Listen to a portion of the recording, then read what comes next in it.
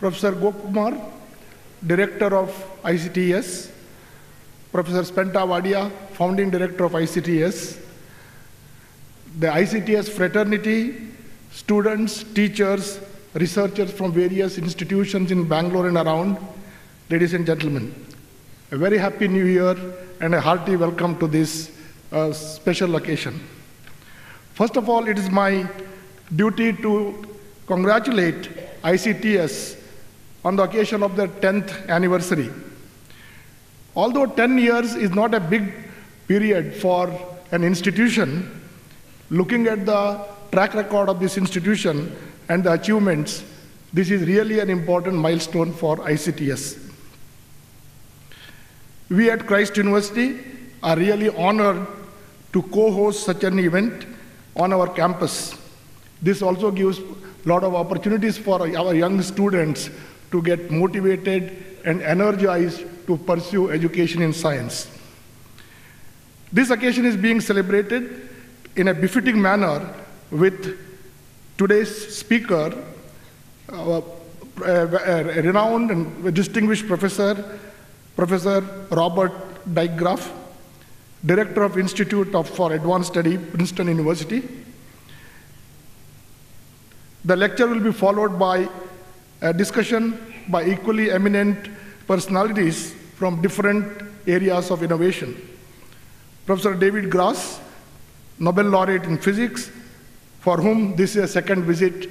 Welcome back, sir. You were here last year, almost a year ago, 14th of January, and we had fantastic time with your lecture. Professor Manjul Bhargava, a well-known mathematician from Princeton University. For him also it is a second visit. He was with us a couple of years ago, and we are really honored to welcome him back again. Dr. VijayRaghavan, Secretary, Department of Biotechnology, I am told he is going to join through Skype, and it is real honor to have him as one of the panelists today. He is a very strong supporter and advocate of science in the corridors of power, that is Government of India, which is very important for the progress of science for the country. His constant support has transformed DBT into a great institution supporting science, especially in the area of biosciences. Dr. Jennifer Chayes from Microsoft Research, USA. She is probably representing the corporate sector in the areas of science. And Mr. Narayana Murthy, who needs no introduction. He is not only the founder of Infosys, but he is seen as a mentor and grandfather in this area for various reasons. His contributions go much beyond entrepreneurship into the areas of corporate governance, philosophy, philanthropy, as well as social work. We are really honored to have you here, sir. I would also like to offer special welcome to Mrs. Sudha Murthy. She is not new to us. She is helping us on various boards at Christ University. She has been associated with us for several decades. Welcome home, madam.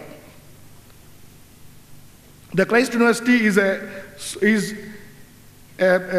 for Christ University today is a super special day with such a galaxy of stars, academicians, present and future Nobel laureates. I am sure some of today's speakers, today's participants will get Nobel Prize during next decade or so.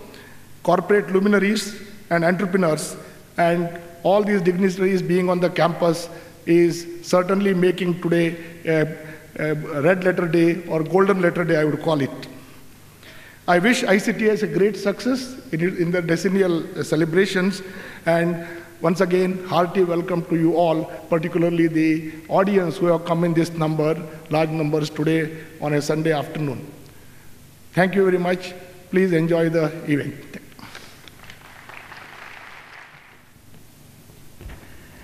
Hello. Good evening to all of you.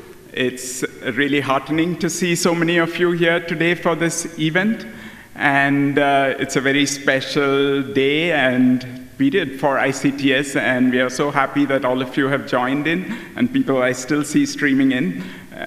So, firstly, before I say a few words about ICTS and this event, let me thank Christ University for its generosity in hosting this event in this wonderful facility. Dean Kulkarni and the Father Joseph and other members of Christ University have always been very welcoming of ICTS, and we really appreciate that. This event is co-hosted with not only Christ, but also the Infosys Science Foundation, which has been very generous in supporting, and some of its trustees are here with us today, and I would like to thank them for that. For their sort of very steady support for the mission of science in society in India. And finally, the Institute for Advanced Study, which of course is being represented by Robbert, but not only him, several other distinguished faculty of the Institute for Advanced Study are here today. They were at the ICTS at 10 event and are present today. So I'd like to thank the Institute for also being sort of a co-sponsor or co-host of this special event. So the ICTS is a new institution in Bangalore. It's new in the sense that it's 10 years old, so a child compared to some of the other institutions here. And we have a mission which I think is unique in not only Bangalore, but in the country and some ways even around the world. ICTS is a research institution in the theoretical sciences, in physics, mathematics, quantitative biology, theoretical computer science, and other areas which we hope to grow into in coming years. But it also is more than just a research center. We organize programs which bring together the researchers from around the country, including students and postdoctoral researchers, with the best experts around the world. And in that sense, ICTS is a national facility for the Indian scientific community, and the Indian scientific community has responded to it with so much warmth and sort of and affection, I should say, that we feel that it's a collective thing for the scientists of the country. And the international community of scientists has also responded very warmly to ICTS. And for the 10th year celebration, we've had a galaxy of distinguished scientists come and spend the last 3 days in giving wonderful talks on some of the most cutting-edge questions in science today across disciplines. In fact, the theme of our meeting was celebrating the unity of science, how ideas are sort of ideas from physics, mathematics, computer science, biology, astrophysics. So many of them, there are common themes across them. So to emphasize the commonality and the broad goals of science was one of the aims of this meeting. And the scientists who were speaking at this did a wonderful job in bringing that theme out. And many of these the lectures are available now already on our YouTube channel, ICTS Talks. So if you didn't get a chance to see them when they were live streamed, please go to ICTS Talks on YouTube, and you will hear all these. You will hear and see these lectures. So the ICTS programs, as I was saying, is a forum for the best of the world scientific community to come and interact with Indian science, and thereby form collaborations, initiate new directions of research in the country, and in many ways take Indian science to the level it should be at. A country like you, a country like ours, with so many of you young people, we need to sort of make our presence in the world science felt, and I hope ICTS can play a role in doing that. And one of the third prong of our mandate, in addition to our research and the programs that I mentioned, is outreach, and that's what an event like today's is. It's part of ICTS's goal to take science out of ivory towers, to take it to show the excitement, the fun of science, the importance of science, the diversity of science, and yet the unity of science to the members of the public. And ICTS at 10, we thought we should have an event which does that, which brings out some of that, and that's the event you're here today for. So I'm very grateful to Robbert for agreeing to give this talk on this very provocative, the title I'm sure has sort of the usefulness of useless knowledge. It's a very telling phrase. And I'm sure Robbert will bring that theme out, the importance of fundamental science. And the other panelists, the distinguished panelists that we have today will further elaborate on that theme in the panel discussion that follows. We will have a 40-minute lecture followed by the panel discussion, and then the floor will be also open to a few questions. These will be moderated questions in the interest of time, so while the panel discussion is going on, I would urge people to give their questions in writing to some of the ICTS volunteers who are here. So with those words, let me once again welcome you, and I'm sure you have a delightful, stimulating evening in front of you. And now let me call upon Professor Spencer Wadia, who is the founding director of ICTS, and who in even actually more than the 10 years that ICTS has been working to bring ICTS to reality. So I will ask him to come and introduce the speaker and say a few words. Thank you very much.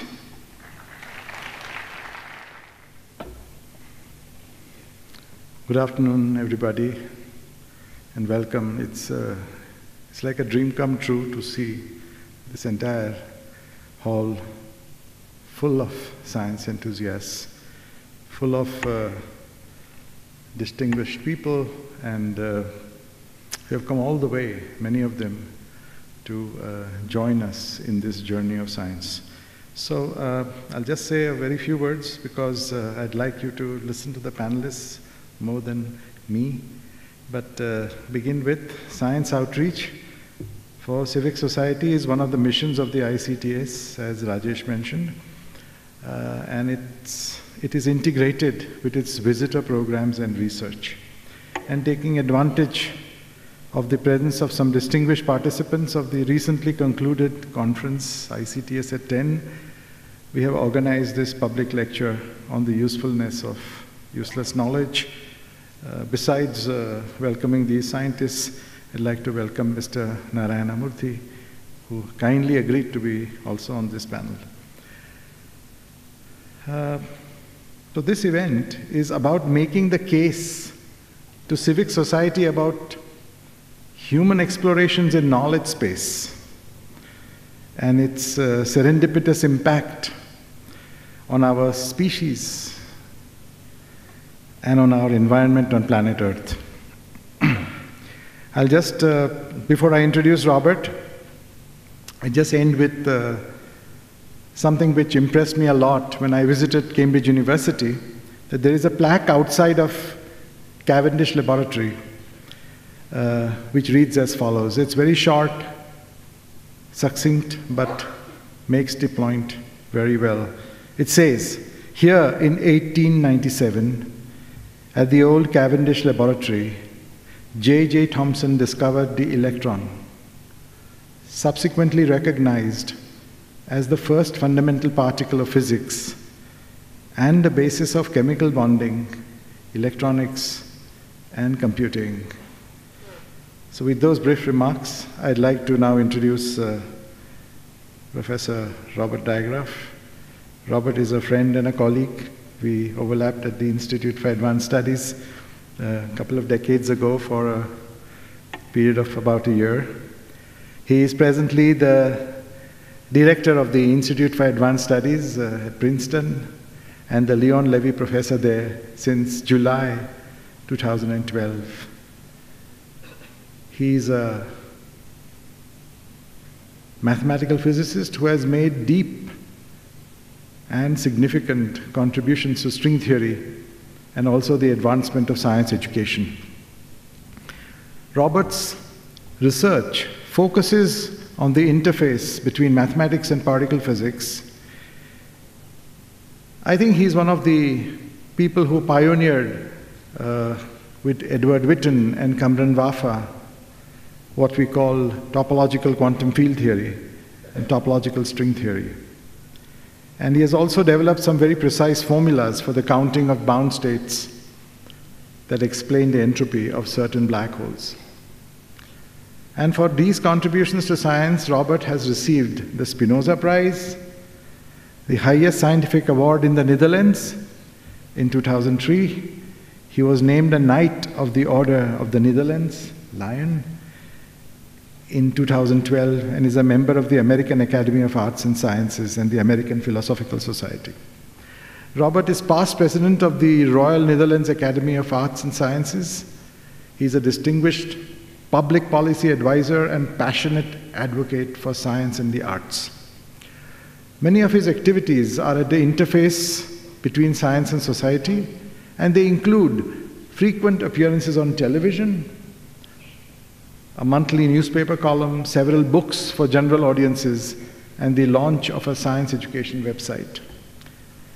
In 2017, Princeton University Press published the book, The Usefulness of Useless Knowledge, in which Robbert and the IAS founding director, Abraham Flexner, articulate how essential basic research and original thinking are to innovation and societal progress, a belief that has informed the mission of the Institute for Advanced Studies at Princeton for nearly 90 years. So with those few words, I'd like to invite Robbert Dijkgraaf to deliver his talk.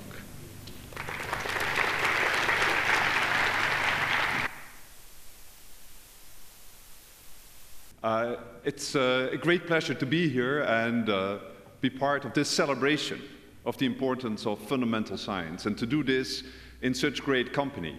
First of all, my warm thanks to Christ University of offering this wonderful environment. And to do this, as I said, in a wonderful company. So, particularly, I want to thank both Rajesh and Spent. I know we had just have been celebrating 10 years ICTS, and it's just phenomenal what the two of you have been doing. And being part of that celebration add actually extra color to this. And I'm also happy to be the opening act of the panel discussion, which will probably be much more interesting, and to that with four of my dear colleagues that I admire very much. Jennifer, you show that as a mathematical physicist you can conquer the world. David Gross is actually, I would say, my closest scientific mentor. And Manjul Bhargava and Mr. Narayana Murthy are both trustees of the Institute for Advanced Studies. You're technically my boss, so that's terrific. As I said in the introduction, the title, The Usefulness of Useless Knowledge, is a very catchy title, but I didn't invent it. Actually, it's the title of an essay by Abraham Flexner, the first director of the Institute for Advanced Study. And when we reissued the book, I had a brilliant idea, because Flexner's perhaps main claim to fame was to attract as the first faculty member Albert Einstein. So I thought that here they are together, that, you know, Albert Einstein must have said something nice about Flexner, and so we can issue this book with a blurb saying Albert Einstein, and I highly recommend this book. So I looked at the ultimate quotable Einstein, which is 600 pages of Einstein quotation, and I look in the index Abraham Flexner. And there's one citation, so I think that's terrific. I look it up and it says, Abraham Flexner, one of my few enemies.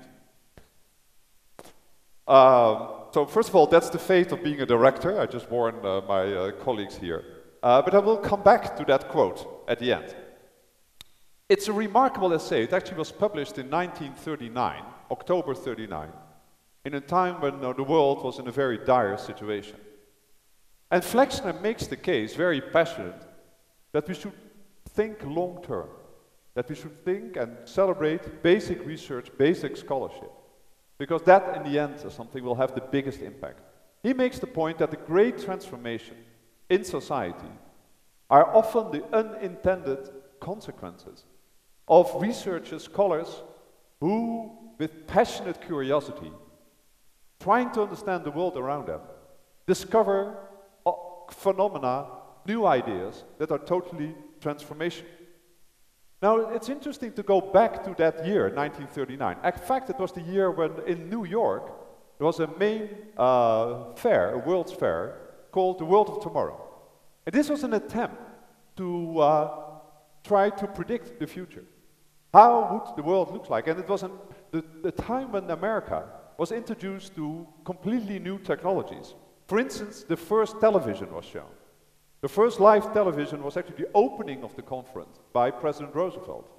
The first automatic washing machine, the first fax machine, and the first highways.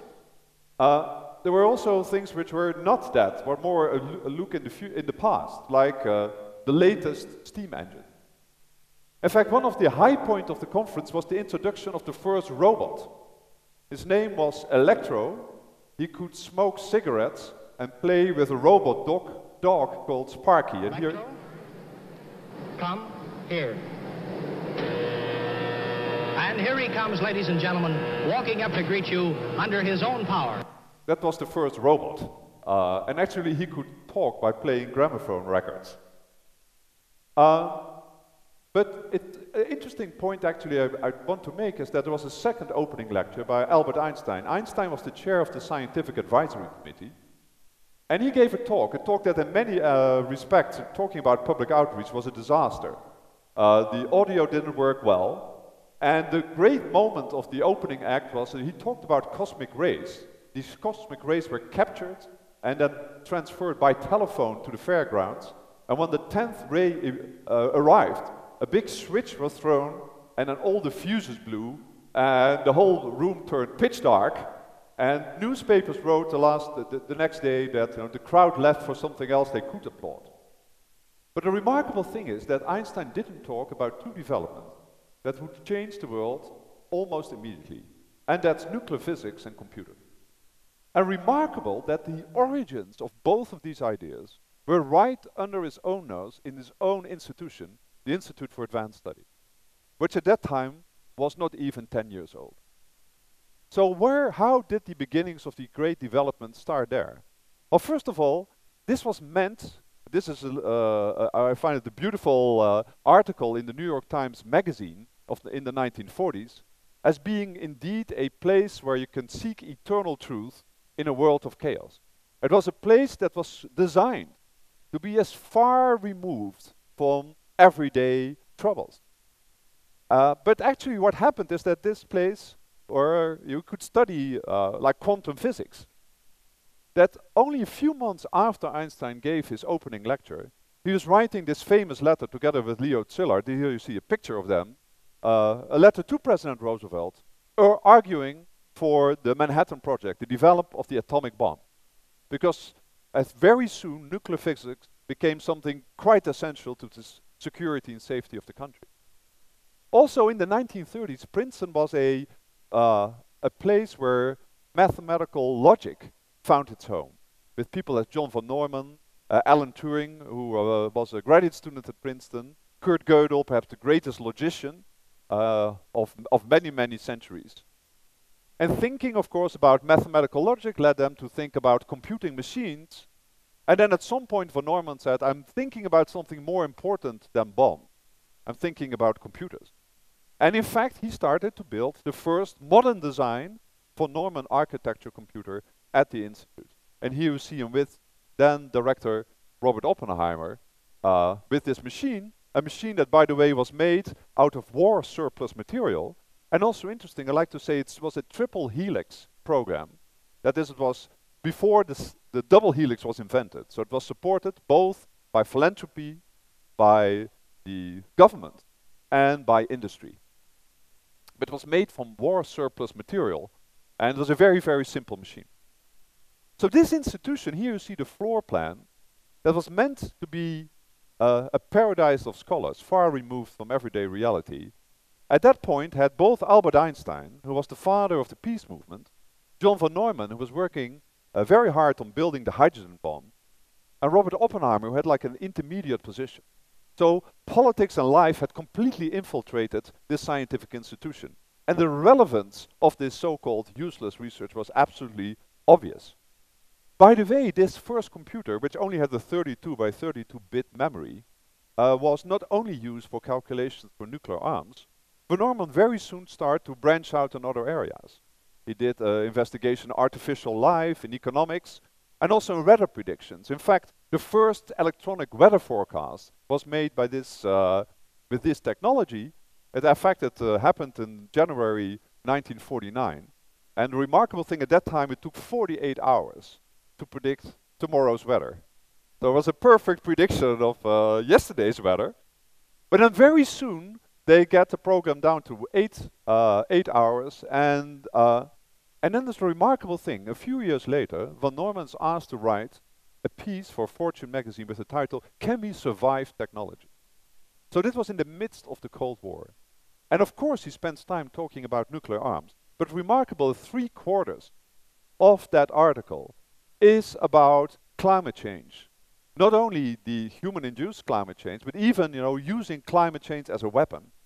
And he describes, and I think it's really with a lot of foresight, that this global phenomena will merge the nation's affairs more thoroughly than the threat of nuclear war. So he immediately sees how these very fundamental ideas would have an incredible impact on the world. And he also gives us some advice how to deal with these problems. The final paragraph of the article I find very telling. And he ends by saying that we have to rely, in the end, on day-to-day human qualities: patience, flexibility, and intelligence. Now, I want to tell you a little bit about Abraham Flexner, because in some sense this is not only about the importance of research, but how do we build institutions? And what was his ideas that brought him to this passionate defense of basic research? He came from a rather poor family, a Jewish family, and he was the first sibling that actually could go to university. He went to Johns Hopkins University, which was one of the modern research universities, basically the first modern research university in the United States. In fact, 3 of the brothers, the Flexner brothers, have been quite influential. Simon Flexner became the first director of what now is called Rockefeller University. He was a very famous biochemist. Bernard Flexner was a great philanthropist.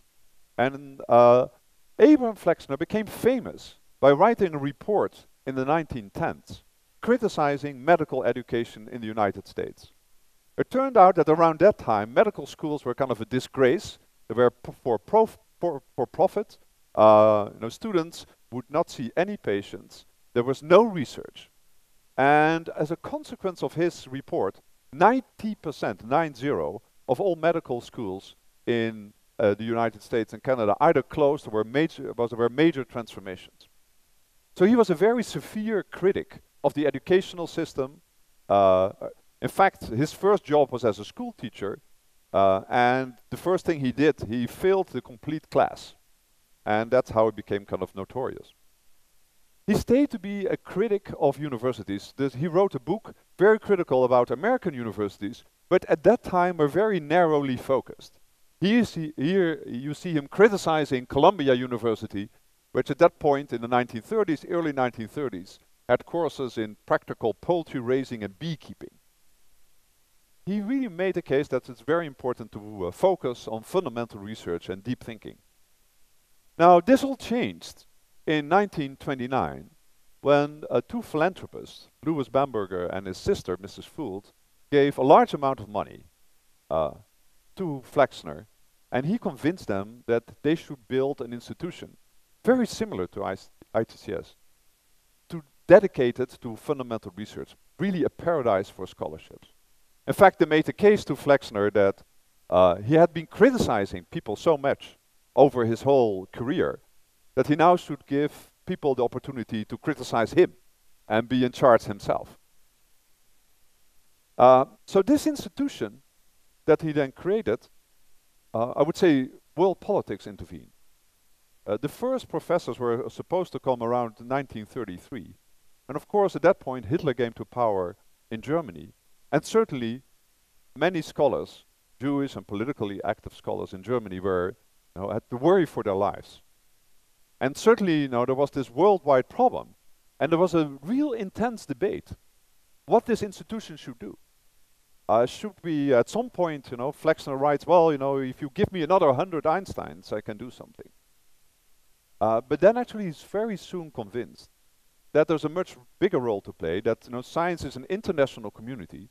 And he became very active, working with foundations, the Rockefeller Foundation, to give small grants. You see some of the grant money here to incredibly important people like Kurt Gödel, Stan Ulam, many Jewish scholars, to bring them to Princeton, and became essentially kind of an Ellis Island for scholars at risk. The joke was that the Bamberger family, who started with a big warehouse, they were trading in distressed merchandise, that now certainly they could trade in distressed scholars, could get geniuses for bargain prices. But I think so very soon this institution became incredibly international, and all different languages were spoken.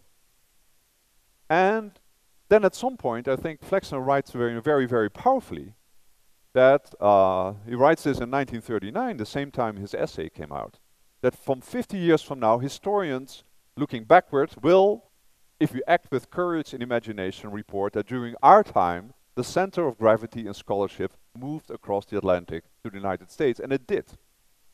And I think he played a very important role. But he also makes the remark, by the way, that the center of gravity of scholarship has always moved across the earth, and it's continuously in flow. Now, what is the point that Flexner tries to make? He basically is encouraging us to think in terms of the risk and rewards of scholarship. And now in general you have a distribution, and you have the thing called a long tail. The place where the unlikely events are, which have a higher risk or a less likelihood of happening, but have tremendous impact. If you think of terms of investments, these are the very risky but investments that could pay off in tremendous ways.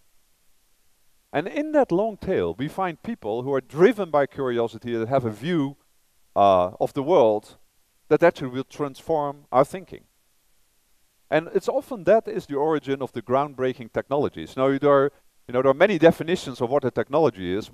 Few of my favorites are, it's everything that was discovered after you were born.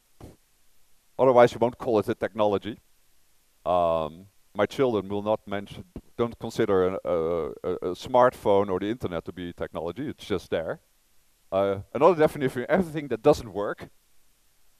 But the more appropriate definition is, of course, that it's the dominant force that shapes and changes both nature and culture, and it's not highlighted often in our history books. Now, Flexner starts by explaining electricity, for instance, and electromagnetism and waves and Maxwell. Now, electricity, of course, is totally our whole lives are electrified. But in the mid-19th century, it was just something, of curiosity. Little experiments for gentlemen to amuse themselves.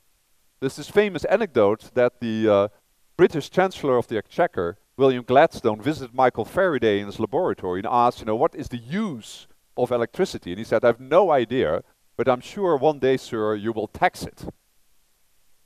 And he was right. We pay taxes on our electricity bills. Another good example is quantum mechanics. Now, quantum mechanics was kind of born in an act of desperation by Max Planck, who really had to kind of completely change his view on physics to save, in some sense, the principles of science. That's basically a young man's game. Now, it's totally transforming our lives. People estimate that 30% of the GDP of the world is based on quantum mechanics. I would say 100% of reality is based on quantum mechanics. But with the advent of quantum computers, this will actually only increase. We can't really think of our lives anymore without quantum mechanics. The most spectacular examples are, of course, in the life sciences.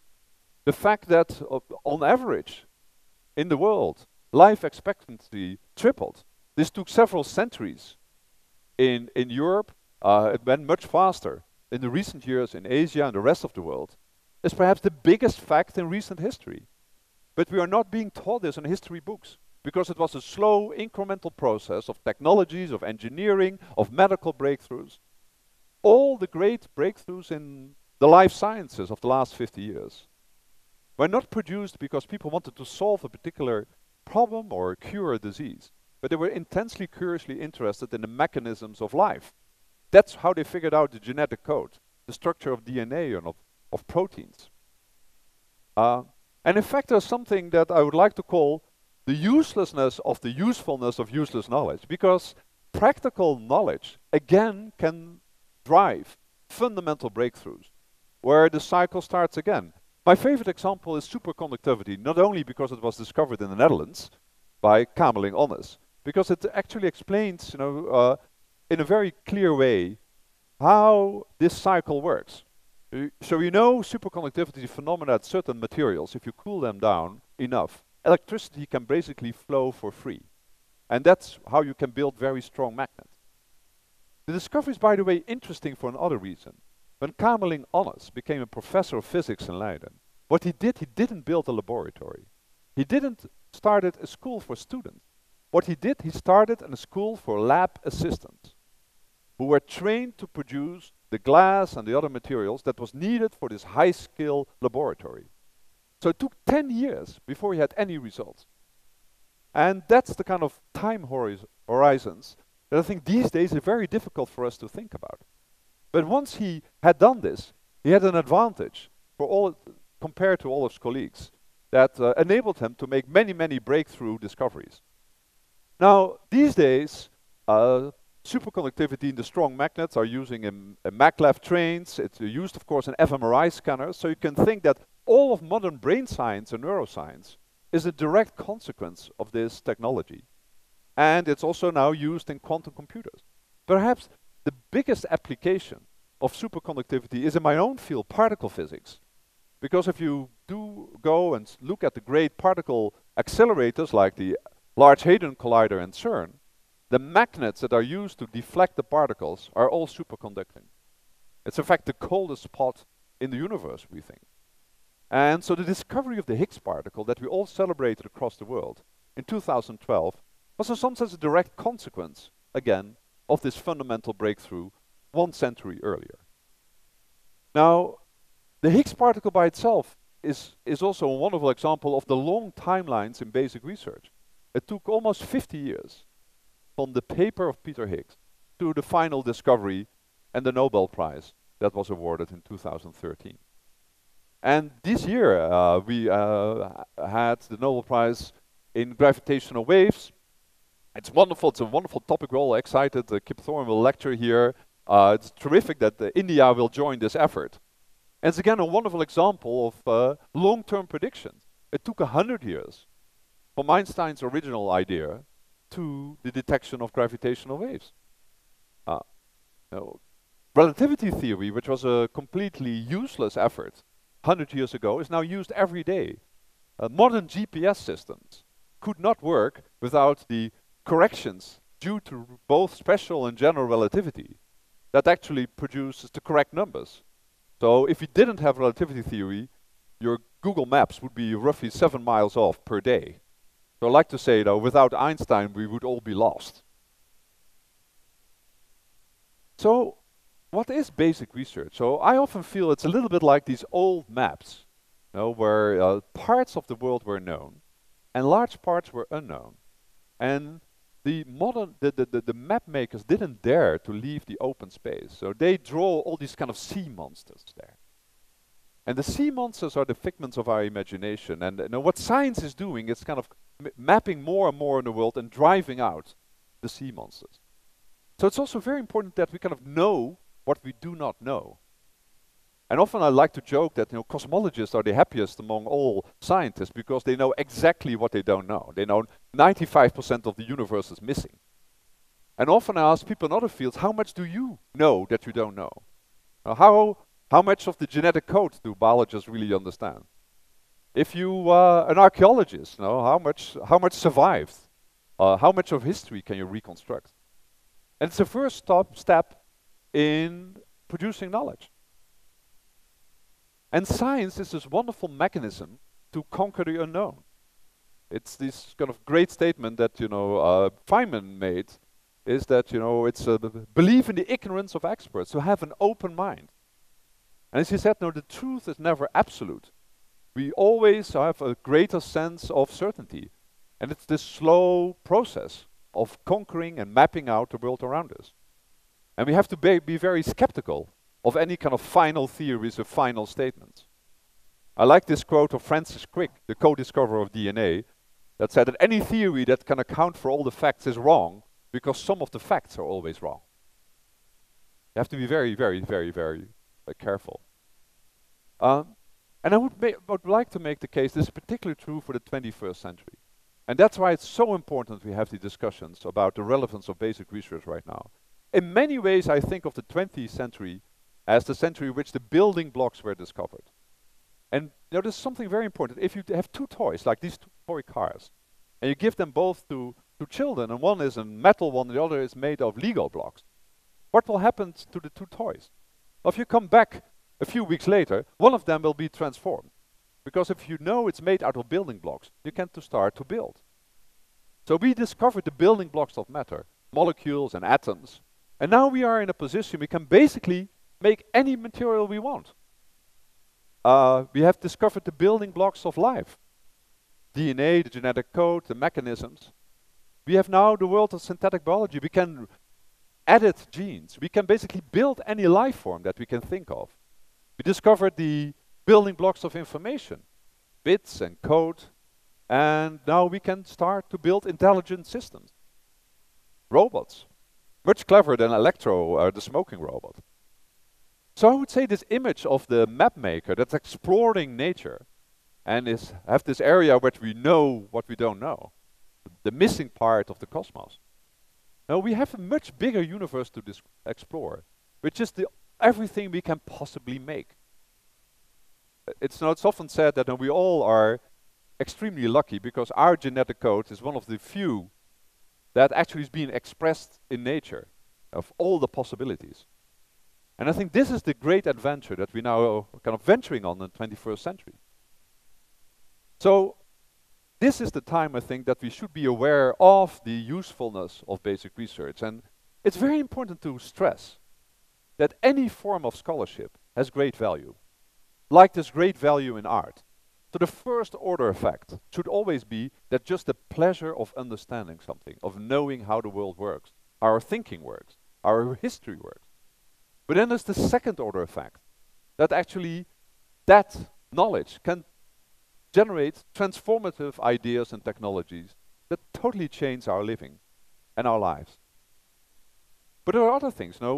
Basic research drives new tools and techniques that change our lives too. It's no accident that particle physicists, which had to collaborate with 10,000 people to do one worldwide experiment, had to invent new ways of communicating.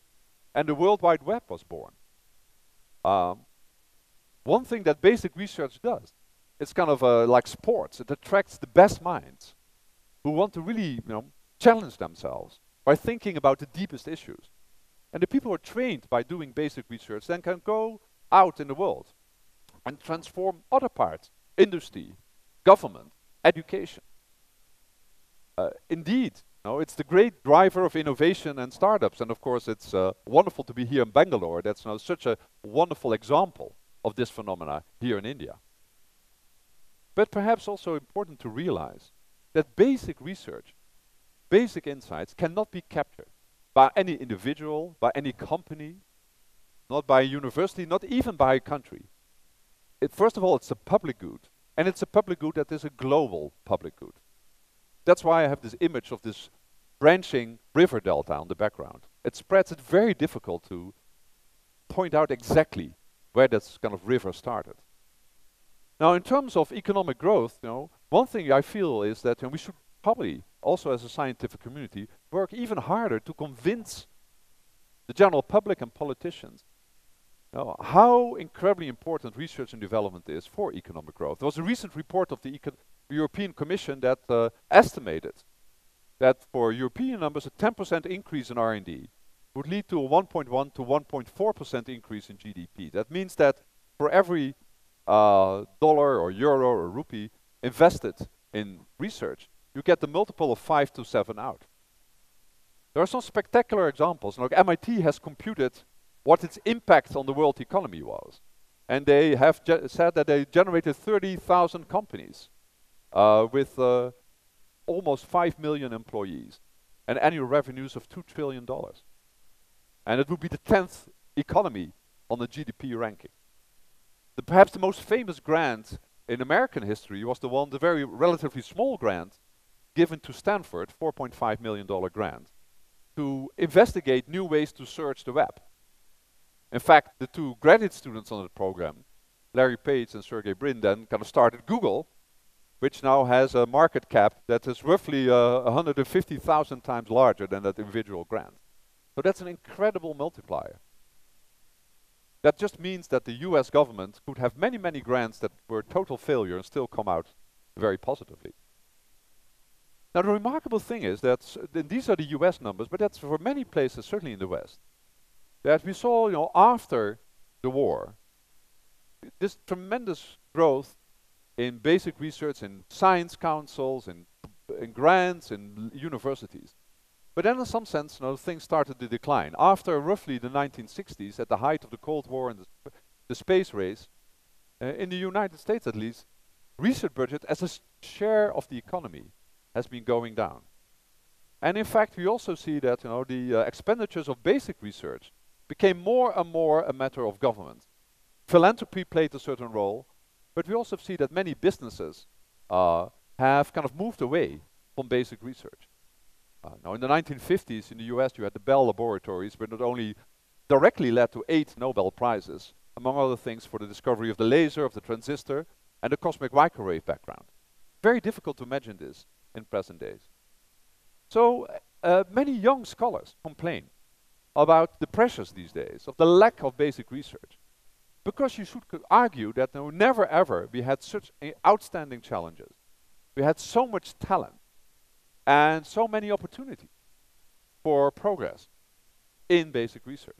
In fact, one of the great things now is that compared to Flexner time, that we now really have a global scientific community. This is a wonderful map that shows all the international collaboration. Now, the thing I worry about is that, as I said, in some sense we live in the best of times and the worst of times. Now, there is an incredible opportunity for research. More and more our lives are governed by technology and by science, basic science. Literally it's in our bloodstream, it's in our pockets. So in some sense, science is everywhere. On the other hand, it's becoming very complicated and people don't really understand what's happening. So I often worry about the difference between the scientific community and the rest of society. It becomes kind of a fractal boundary. Little pieces of science are everywhere around us. But a dystopia would be that we are totally governed by science. We have no idea what's happening. So I think it's very important that science and the scientific community embraces society. And how do we do this? What is the essential message that we want to get across? And that's perhaps the last thing I want to say. I want to say a few things about curiosity, which is driving basic research. So Flexner writes that it's something that, curiosity, which may or may not eventuate on something useful, is probably the outstanding characteristic of modern thinking. It's not new, it goes back to Galileo, Bacon, and Newton, and must be absolutely unhampered. It's perhaps the greatest force that we have. And I want to illustrate this with one of my all-time favorite quotes, which is a quote from Arthur Wellesley, the Iron Duke. He defeated Napoleon at Waterloo. And he said, in business of war and business of life, it's about finding out what's on the other side of the hill. And he took it actually very literally. When he was retired, he took people on a tour to some unknown part of England, and they would try to guess what the landscape was on the other side of the hill. Was there a forest? Was there a village? Was there a lake? And he was very good in taking small clues and guessing right what that landscape was. So I think this is something, the magical property of science. to see things that aren't there yet, to look through the wall. And I would say, the two outstanding characteristics is our imagination, or at least of some of us, to kind of have tunnel vision and peek into the future and see things that are not there but will come. And our innate curiosity, which is so present in small children, to run up the hill and actually look what's there on the other side. And we should emphasize these qualities because they're crucial, I think, to attracting people into science and actually to do research. I want to explain this with a little anecdote. This is Jacobus van 't Hoff. He was a Dutch chemist, and he was the first person to win the Nobel Prize for Chemistry in 1901. And his claim to fame was that he realized that molecules were three-dimensional. And here you see these little paper models that they're still in the University Museum, where he tried to explain to his colleagues that a molecule is three-dimensional. In particular, if you look at the mirror image of a molecule, it might have very different properties. Now, I know him very well because there was a huge statue to him next to my high school that I went to in Rotterdam. So every day I walked past this high school, and it was revered in the Netherlands. And as such, he discovered essentially the chirality of molecules. By telling the story, because that's when he was a young chemist and he did this breakthrough work, he was severely criticized. He was criticized by one of the leading chemists of his time, Edwin Kolbe, a German chemist, and he made fun of van 't Hoff. He said, well, at that point he was working at the veterinary school. He said, well, he climbed on this flying horse and just said how things worked. He proclaimed it on the top of Mount Parnassus. He was basically criticizing him for his imagination. And van 't Hoff was so hurt by that criticism that when he finally became a professor, the title of his inaugural lecture was not about chemistry, it was about the power of imagination in science. Now, a little footnote, if you read the original article, the next paragraph, Kolbe says, well, if Germany is not able to attract scholars with the imagination like van 't Hoff, we'll lose the fight on talent. So it was actually very positive, but he never read the second paragraph, I think. He was so upset. So what was the case he's making in his inaugural lecture? Well, he approaches the topic scientifically. He takes a list of 200 most famous scientists of the last few centuries and put them in three categories. The first category is scientists without imagination, which he means no interest in poetry, in the arts, in music.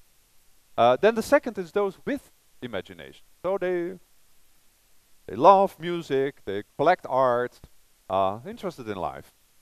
But there's a third category. What he means, he says it's scientists with perverse amount of imagination. So those are interested in alchemy and metaphysical stuff. And then he writes the list. So it has Leibniz and Newton and all the greatest scientists are in the third bucket. They have too much imagination. They have such driving force. Now, and I often make the case for Newton. Newton was famous, not only perhaps being the greatest scientist ever. My famous quote is from the astronomer Lagrange, who said that Newton would be the most happiest person in the history of the world, because there's only one system in the world and he discovered it. He basically discovered modern science. But Newton had such, it's very easy to understand why he also was interested in other unknown worlds. When you were able to explain the physics of both heavenly bodies and things here on Earth, why not find a grand theory for history or religion, or basically alchemy, which of course is just nuclear physics. A few years ago, particle physicists were able to make gold out of lead, but they had to use a huge accelerator. So it was the most expensive piece of gold ever made, I think. So we should actually not underestimate the powers of imagination, and that we can reach further than perhaps the hand or the eye can reach. And actually Einstein had some very strong statements about it. Now, one of my favorite anecdotes about Einstein, he tells himself, when as a 5-year-old he got a compass. And as every child, he was wondering why the compass had this wonderful ability to always point north. But then he describes he took the compass and walked through the room and noticed that it was happening everywhere. And there was something in the room that was pointing the compass, which of course was the discovery of the magnetic field, which is a beautiful metaphor because Einstein's work is all about fields, magnetic field, the gravitational field, etc. And so he had the imagination to see something that most of us wouldn't see. And he made this wonderful quote that imagination is more important than knowledge, for knowledge is limited to all we know and understand. Well, imagination embraces the entire world. That's what research is about. It's about the unknown things. It's famously said, if I know what the outcome of my experiment is, it wouldn't be called research. We always are focused about the unknown object. And so this brings me back to the anecdote about Einstein and Flexner. And so why did Einstein call his director to be one of his enemies? Well, there are a few anecdotes. So Flexner had a very different attitude. I think we would all agree with Flexner. I would totally agree, but apart from one thing. He felt the role of science was to be isolated from society and dedicate themselves to pure thinking. Einstein made the remark, he said, well, the world interacted with me, therefore I feel I should interact with the world. When he was on the boat from Germany, or actually from Antwerp to New York, Flexner sends him a telegram saying, Professor Einstein, make no political statement. Keep a low profile. Of course, Einstein did exactly the opposite. When he lands in Princeton, he's being invited by President Roosevelt to the White House. Flexner intercepts the letter and then writes back to Roosevelt, well, thank you for the invitation, but you will understand Professor Einstein is a very important scientist. He has to concentrate on his equations, no time for social stuff. And Einstein's very upset and makes sure that he opens his own mail and get re-invited to this. I had a different view on the role of science. And one of the things that I often say that, not only was he a great scientist, but he was a very wise person. And his statement, his quotations are crafted with the same dedication as his formulas. So one thing I learned is that when he had a good quote, his secretary would type it out and would cut it out and put it in a little wooden box. So I like to joke, 50 years before the invention of Twitter, Einstein was already tweeting in some sense. And I think that statement, and it also brings me back to actually to the ICTS, and it's, as was mentioned in the introduction, the third lack of admission, which is public outreach, the fact that we have this occasion, that we have a public discussion about the importance of science and basic science to the world.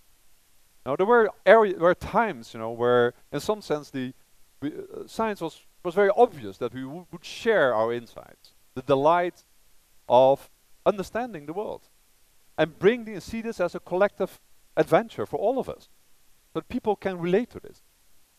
And I want to kind of finish by one last anecdote, something that happened. So, as was mentioned in the introduction, I created a website for young children to do science experiments. And once I was asked on television to demonstrate one of the experiments, and something you can do at home. I should brought it with me here. You fill a balloon with water, and then you try to burn a hole in it with a lighter. And for more effect, you can do it, on top of somebody's head to make it really exciting. And then, of course, I did this experiment, and of course, nothing happened. And then on television, I could explain a little bit why. Because if you have an empty kettle on the stove, you can burn your hand. If it's filled with water, it takes a long time to heat up. And that's why if you're close to the sea, the climate is mild. I had my little spiel about thermodynamics and physics, and I was very happy that I could explain some elementary physics on national television. And then the next morning, I get an email from a very, very distinguished physicist, a colleague of mine, who writes, Robbert, I saw you on television, I saw the experiment, very nice. But you do understand that your explanation was completely wrong. This is the thing, if you're a scientist, you do something, explain it in public, that's the greatest fear, that you say something wrong. But it's because he said you didn't do the experiment to explain something about specific heat. You did the experiment to show that this trick, this magic trick, always works. Because there's a law of nature that prevents you from burning the hole. You can trust science. In the end, the facts have the last word. And this is a systematic way to understand the world around us, and that is exactly what the thing is. And somebody once asked me, if you could wave a magic wand and make everybody in the world understand one thing about science, what would it be? And my answer was the scientific method. The systematic way of understanding the world. Because I think that's something that we can all relate to. And it will not ever be outdated. And it's a crucial element of it. So in that sense, I'm so incredibly happy to see the ICTS not only celebrating 10 successive years, and be in some sense in this very exciting phase where the Institute for Advanced Study was in the 1930s, where Flexner was directing it. And it still could go in all possible directions.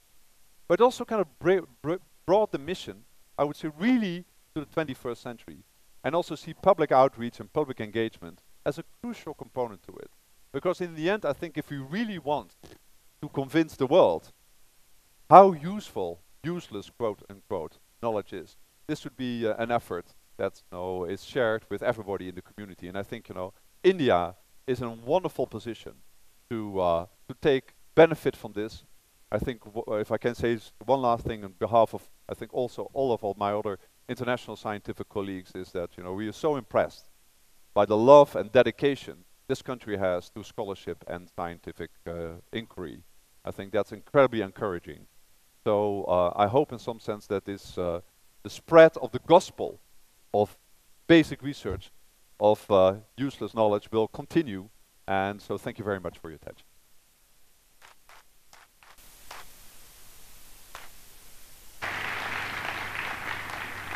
Thank you, Robert. Thank you, Robert. That was so eloquent. I mean, I think you couldn't get a better case for science than what you just heard. I'm sure many of you have lots of things going on in your mind and perhaps would like to even ask questions. We'll have the question session at the end of the panel discussion, as I said. But before we take a small break and start the panel discussion, I would like to invite Professor Shobho Bhattacharya, who is former director of the Tata Institute of Fundamental Research, of which ICTS is a center, to give a small memento to Robbert on the occasion on behalf of ICTS, the TIFR family.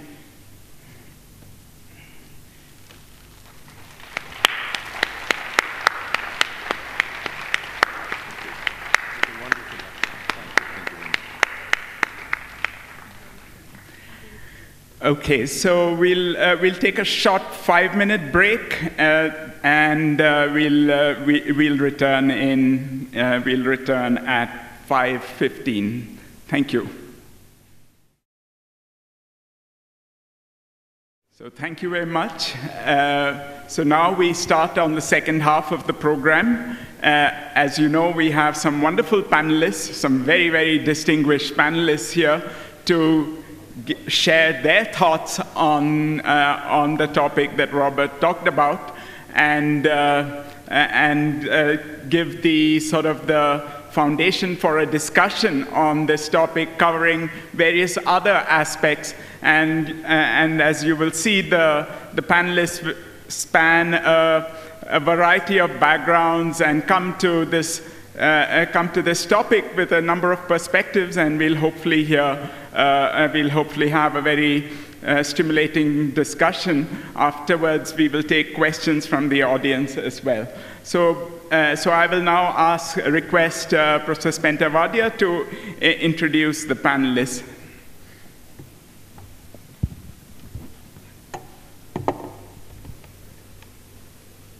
So thank you, Rajesh. So I'd like to first invite Robbert to the stage. I have already introduced him, so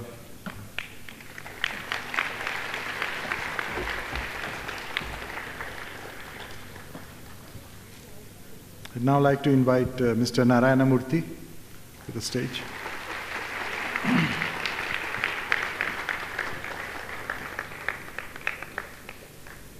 So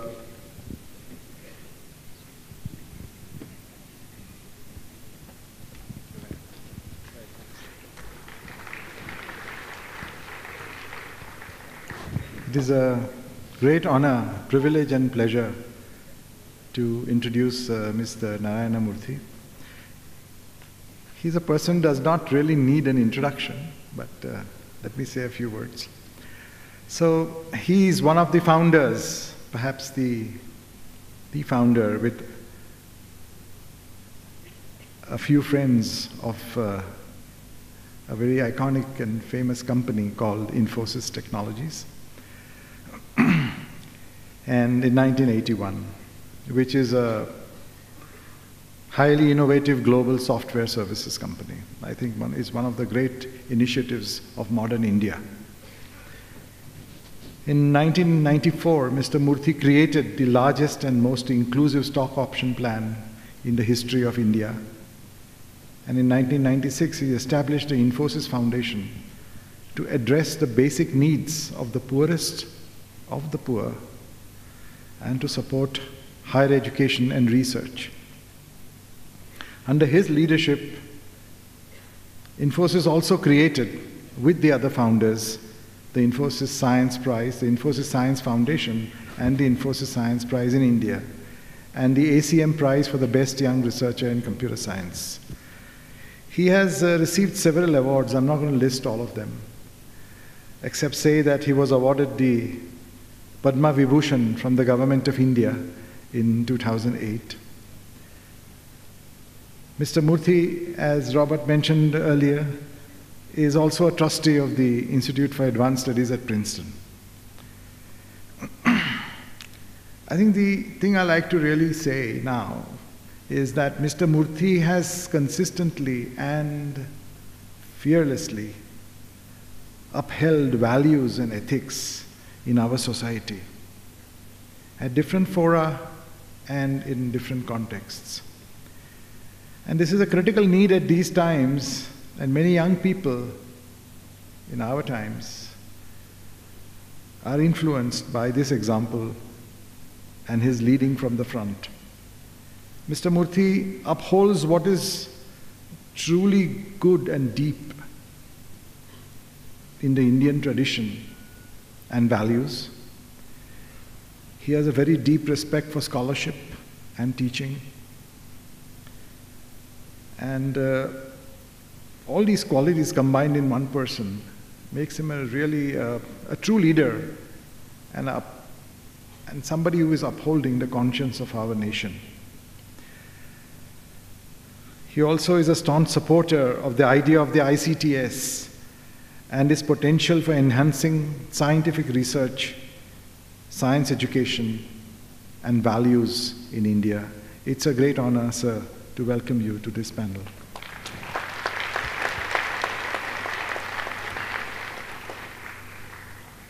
Now I'd like to invite Professor David Gross to join the panel.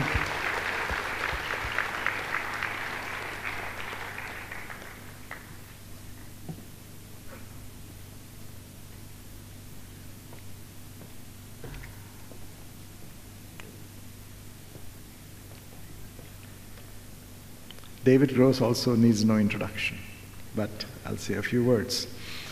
Presently, he is the Chancellor's Chair Professor of Theoretical Physics at the Cowley Institute for Theoretical Physics of the University of California at Santa Barbara, where he served as a director for 15 years, and he simply, what KITP, this Cowley Institute, is today, is largely due to the effort, vision, and ambition of David Gross. And before that, before he came to Santa Barbara, he was a professor of physics at Princeton University for 27 years, and he has produced a galaxy of students, actually, and one of them is sitting on the stage, Rajesh.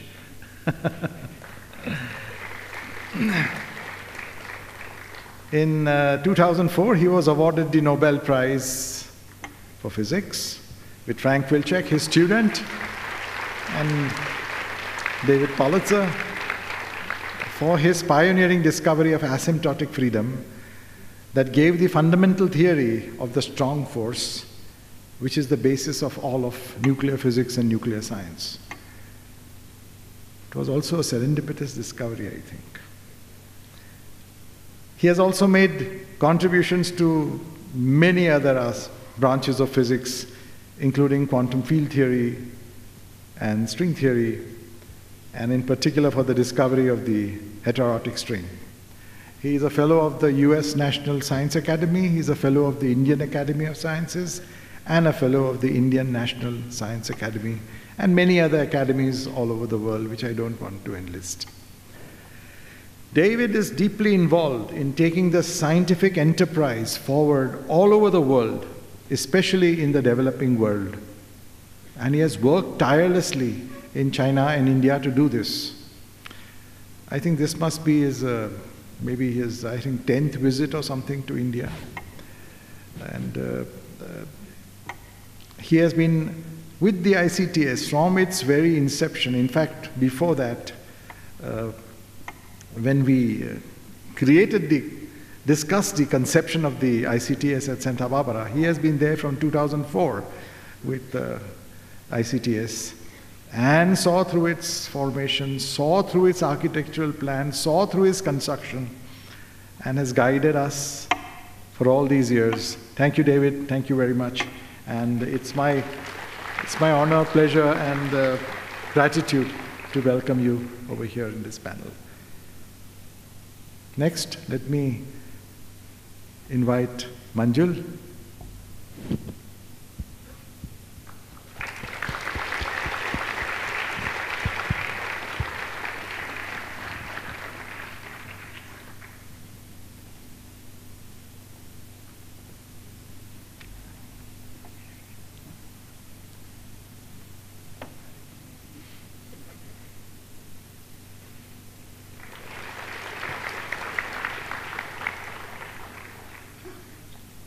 So, this mathematician also needs no introduction. But since I have to say a few words, I'll do that. He's a world-renowned mathematician. He's a Brandon Fradd Professor of Mathematics at Princeton University. And he also holds adjunct professorships at the Tata Institute of Fundamental Research, Indian Institute of Technology, and the University of Hyderabad. Manjul is known primarily for his profound contributions to number theory, for which he was awarded the Fields Medal in 2014.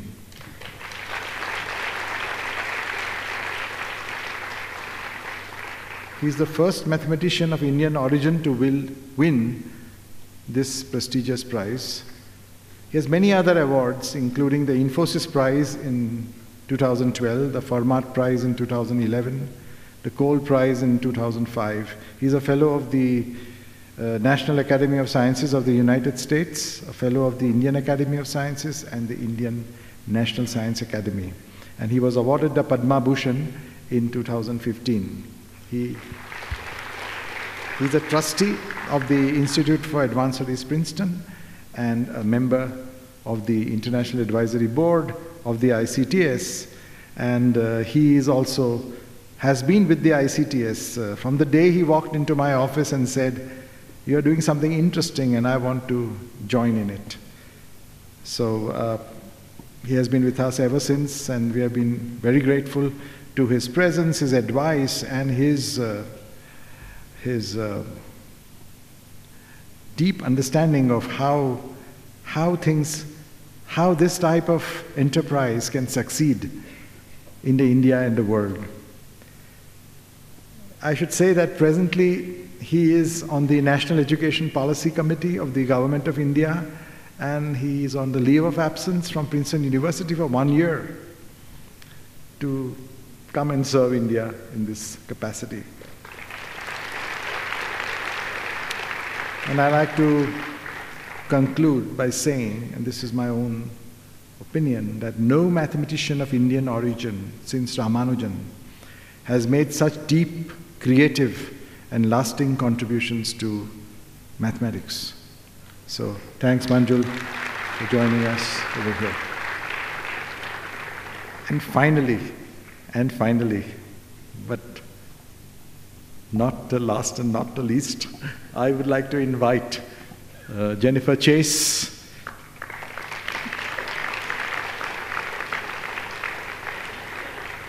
to this panel.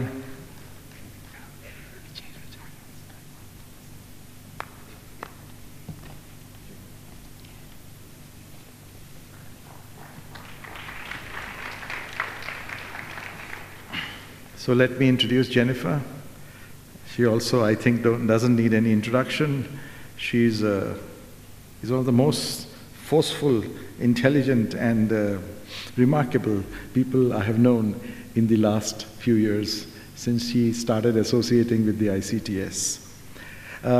She's a technical fellow and managing director of Microsoft Research in New England, Cambridge, which she co-founded in 2008. Microsoft Research in New York City, and also Microsoft Research in Montreal. So her research, she actually trained as a physicist, as a theoretical physicist. That's very important, I think.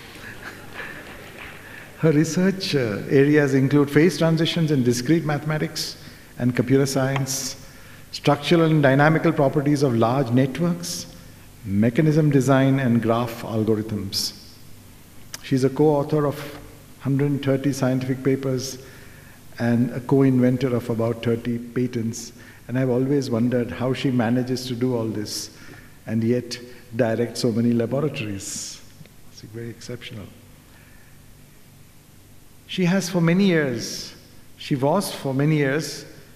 a professor of mathematics at the University of California at Los Angeles, and she serves on numerous institute boards and advisory committees and editorial boards. I'm not going to list all of them, but I'd just like to list a couple of them. And she's on the scientific advisory board of the Simons Institute for the Theory of Computing at the University of California in Berkeley, where she chairs that committee. She's on the advisory committee of the Howard Hughes Medical Institute at Genelia Research Campus in the US, and the Mathematical and Physical Sciences Directorate of the National Science Foundation of the United States. In addition, Jennifer is on the advisory board of the Association of Women in Mathematics, the Committee on Women in Science, Engineering, and Mathematics of the US National Academies, and on the board of directors of the Center for Minorities and People with Disabilities in IT.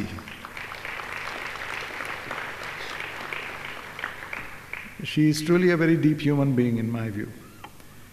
And Jennifer is now serving on the International Advisory Board of the ICTS, and she's extremely enthusiastic about our center. And I thank her for joining the board and coming here and being with us. So thank you very much. This ends the introduction, and I think the panel. Rajesh? Oh, yes, of course. Where is he? VijayRaghavan, my old friend.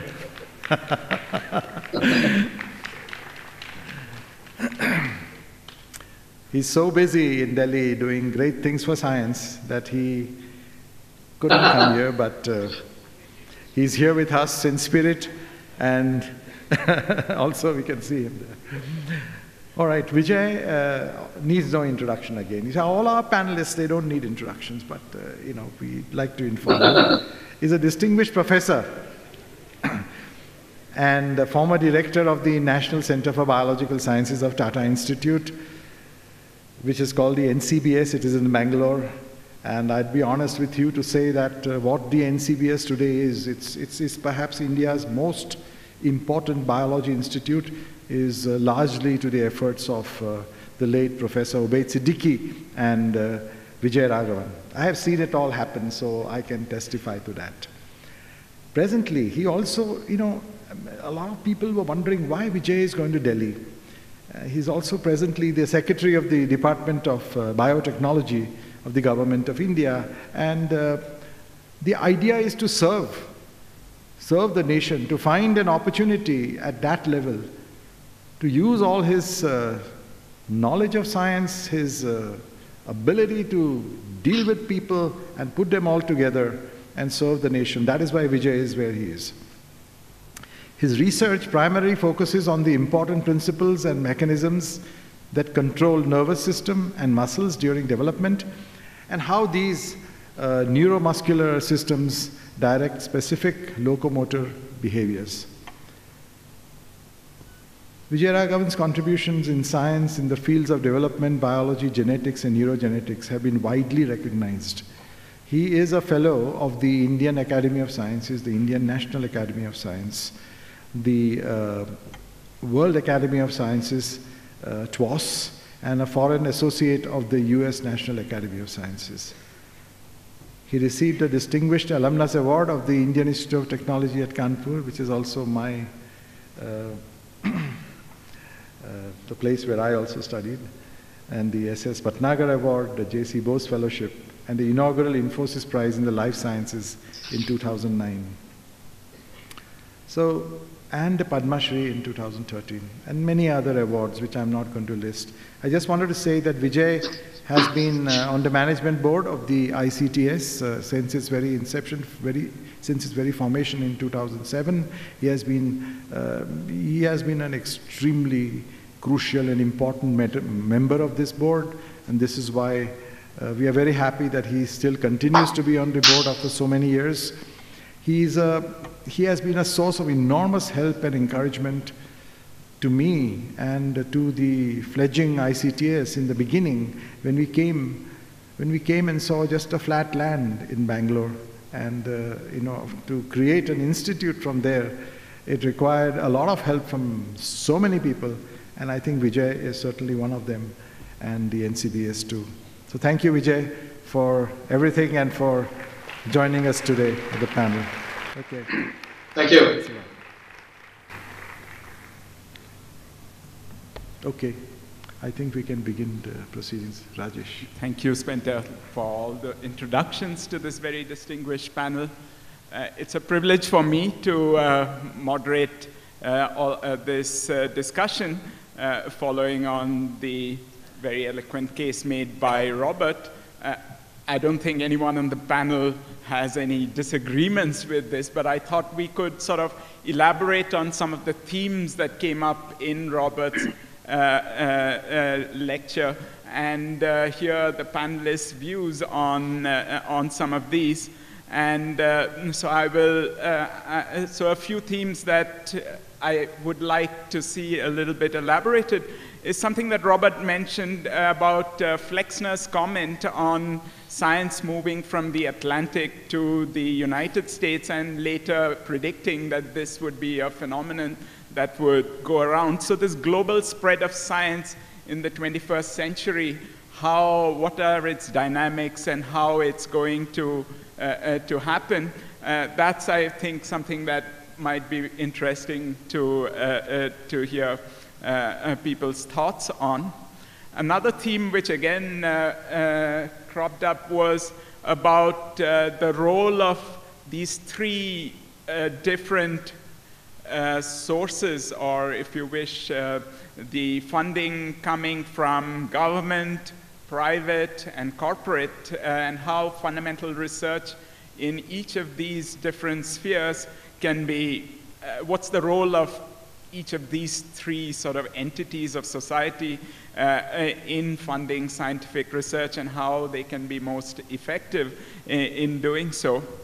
And I also would like to maybe hear definitely some of the panelists who are more familiar perhaps with the Indian context about fundamental science in India and what maybe historically as well as going ahead in the future, what role it has played in India, what role it can play and should play.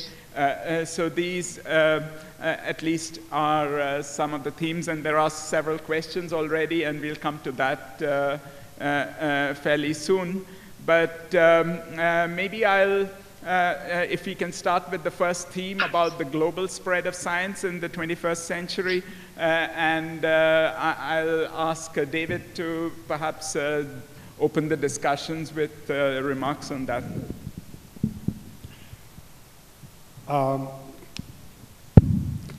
So Flexner was, in the United States, were lucky to have Hitler on their side.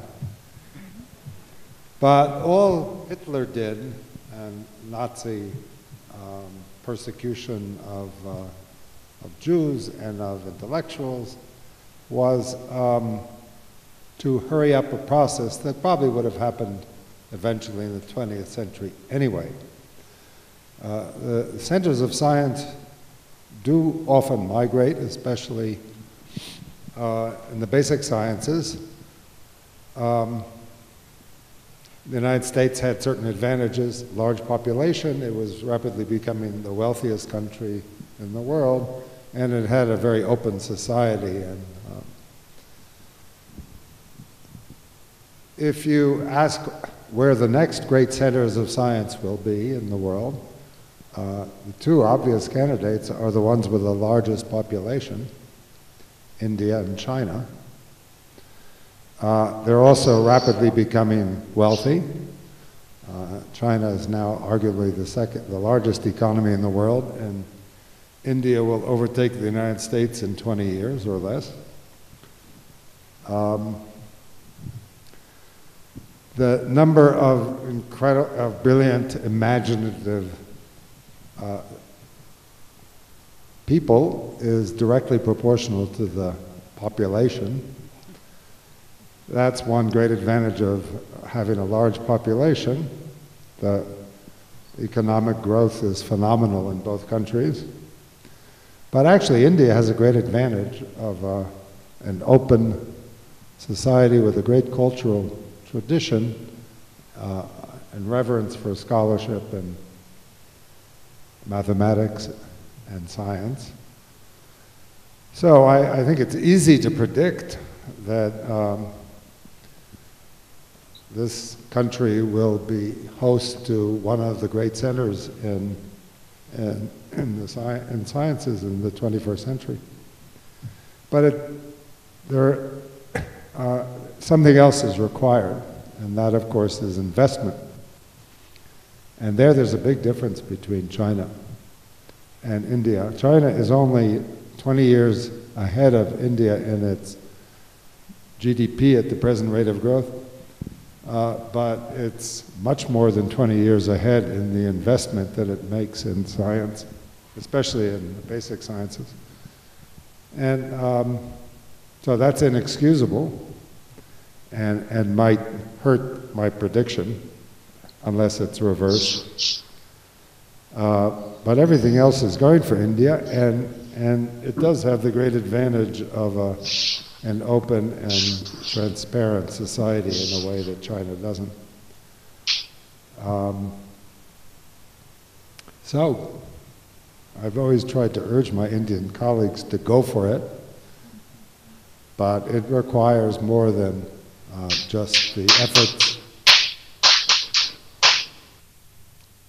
of the scientists. It requires the investment from society, which so far doesn't really exist.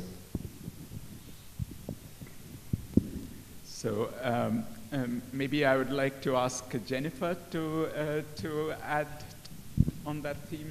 Okay, well, since Microsoft has a global presence and yes, I very much agree with most of what David has said, with all of what David has said. I have noticed, I've been at Microsoft for 20 years, and before that, I was an academic. But in these 20 years that I've been at Microsoft, I've seen so many great students from India, you know, students who have gone to the IITs and then typically gone to the US to get a PhD. And in the past 5 years or so, I have seen so many more people wanting to come home to India and believing that there is a place for them to do great science in India. So I think that's really, really important. I also believe, well, you know, India has Trump on its side, as, you know, so, and Canada has tried. There are a number of places that really have Trump on their side. Hopefully that won't last too long. I shouldn't be talking like this, but I'm sorry. We are all people who love and believe in science, right? I also think that science will be more of a distributed endeavor than it was in the last century. Skype is still not perfect by any means, but and neither are the other platforms. You know, we're developing shared whiteboards and that kind of thing. It's harder in an experimental science, but in theoretical sciences now, there's much more that can take place in a distributed fashion. There's also, I mean, we are very soon going to have kinds of augmented reality that will allow us to participate with each other in a way that feels more like the kinds of participation that we have when we just bump into each other in the halls. I do think that it's very important that India invest in proportion to the talent it has, which is really immense. And it would be a pity if India was just sending its talent out to the rest of the world and not having that talent come back to India. We have a lab in Bangalore, Microsoft Research India, which is in Bangalore, with really brilliant people, most of whom spent some time in the US, usually for their PhD, postdocs, sometimes as faculty, and then came back to India at Microsoft Research India. I'm also very much hoping to see a few more people in theoretical computer science, for example, come back and join the ICTS. I think it's very important to have people in machine learning interacting with the more fundamental sciences, and I think that the interaction goes both ways. Yesterday I gave a talk on a physics theory that we have of why deep learning works, so that's physics kind of feeding into computer science. And I was just talking to someone about the fact that we are using machine learning now for cancer immunotherapy, and for so many other kinds of science. So I think I'd love to see more of that, because India is known for being near the top of IT, and yet typically their scholars have gone, and I think they're coming back, and I very much look forward to what we're going to see coming out of ICTS and other beacons of theoretical science and experimental science. I'm looking at Vijay's picture, and experimental science in India. Thank you, Jennifer. So I think we can, I'd like to hear Mr. Narayana Murthy and Vijay's views on this, since the Indian context has come up so strongly. Mr. Murthy, please. Well, I think David and Jennifer made a very important point. They reiterated Abraham Flexner's views that this supremacy of higher learning will go around the world in cycles. It is very important for us to remember that between 500 AD and perhaps 1300 AD, as most of you know, India had made pretty good progress in terms of, at least mathematics is one area which I am familiar as somebody who is interested in popular mathematics. whether it was combinatorics or whether it was what later on came to be called Pascal's triangle, which is actually Hemachandra's triangle, whether it was Madhava's work in infinitesimals. Every one of these took place at a time when paper was not even invented, and therefore transmission of knowledge to different parts of the world became much more difficult. So therefore, if we were to go by Abraham Flexner's views, certainly I think India is on the rise, there is absolutely no doubt about it. But I suppose, it was started from Europe, it went to US, and then I suppose it will go to Far East, China, and then come to India. But we have to be prepared to seize that opportunity. And that requires us to create a culture of openness to new ideas, a culture of wanting to learn from other cultures, a culture of more and more interaction with other nations and other cultures, a culture of meritocracy, and a culture of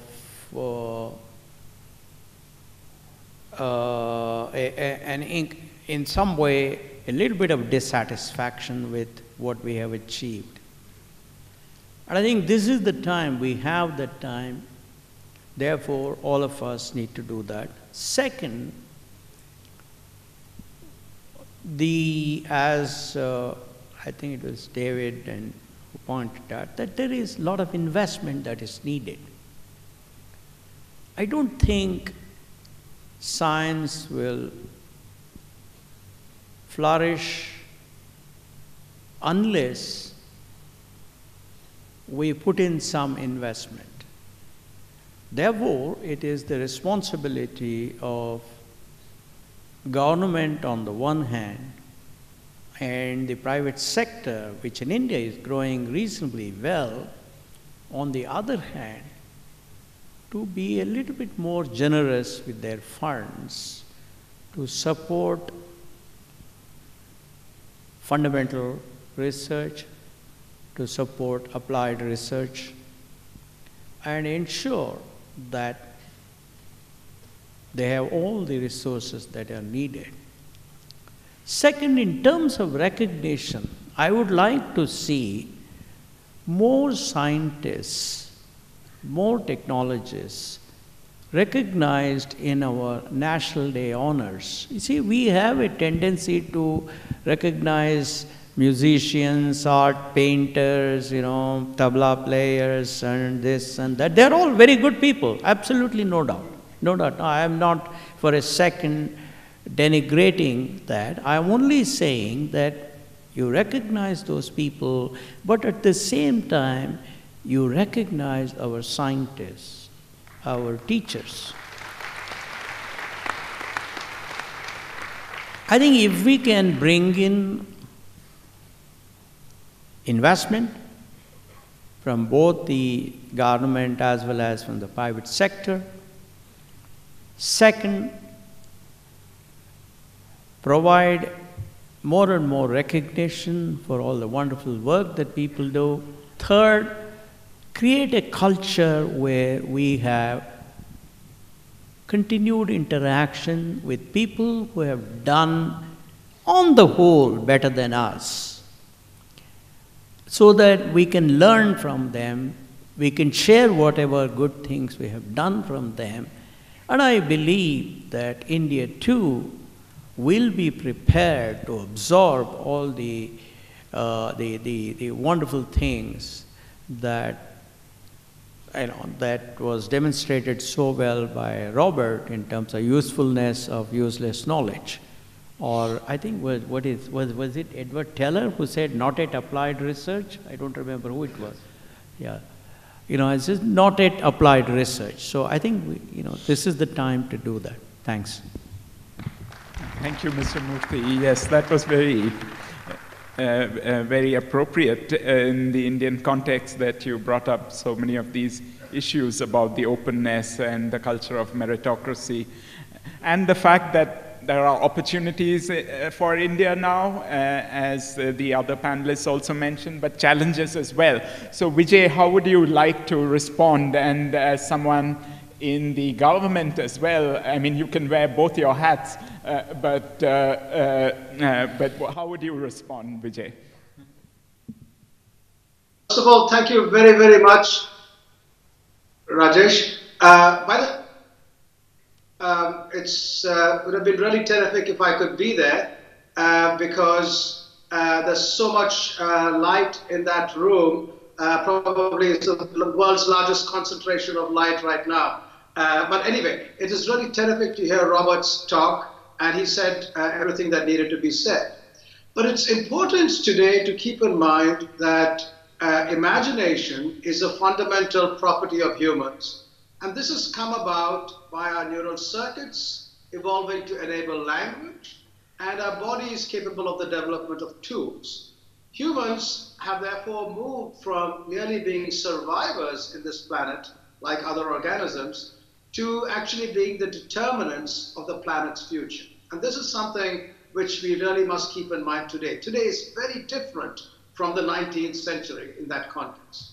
In this situation, imagination is all the more important, as it was during the Second World War, for example, because there's a great link to survival. In this situation, how does society view basic research? Sadly, we take great pride in our past. We admire dead great scientists. We see great value of basic research for the future, but we don't put our money where our mouth is in the present.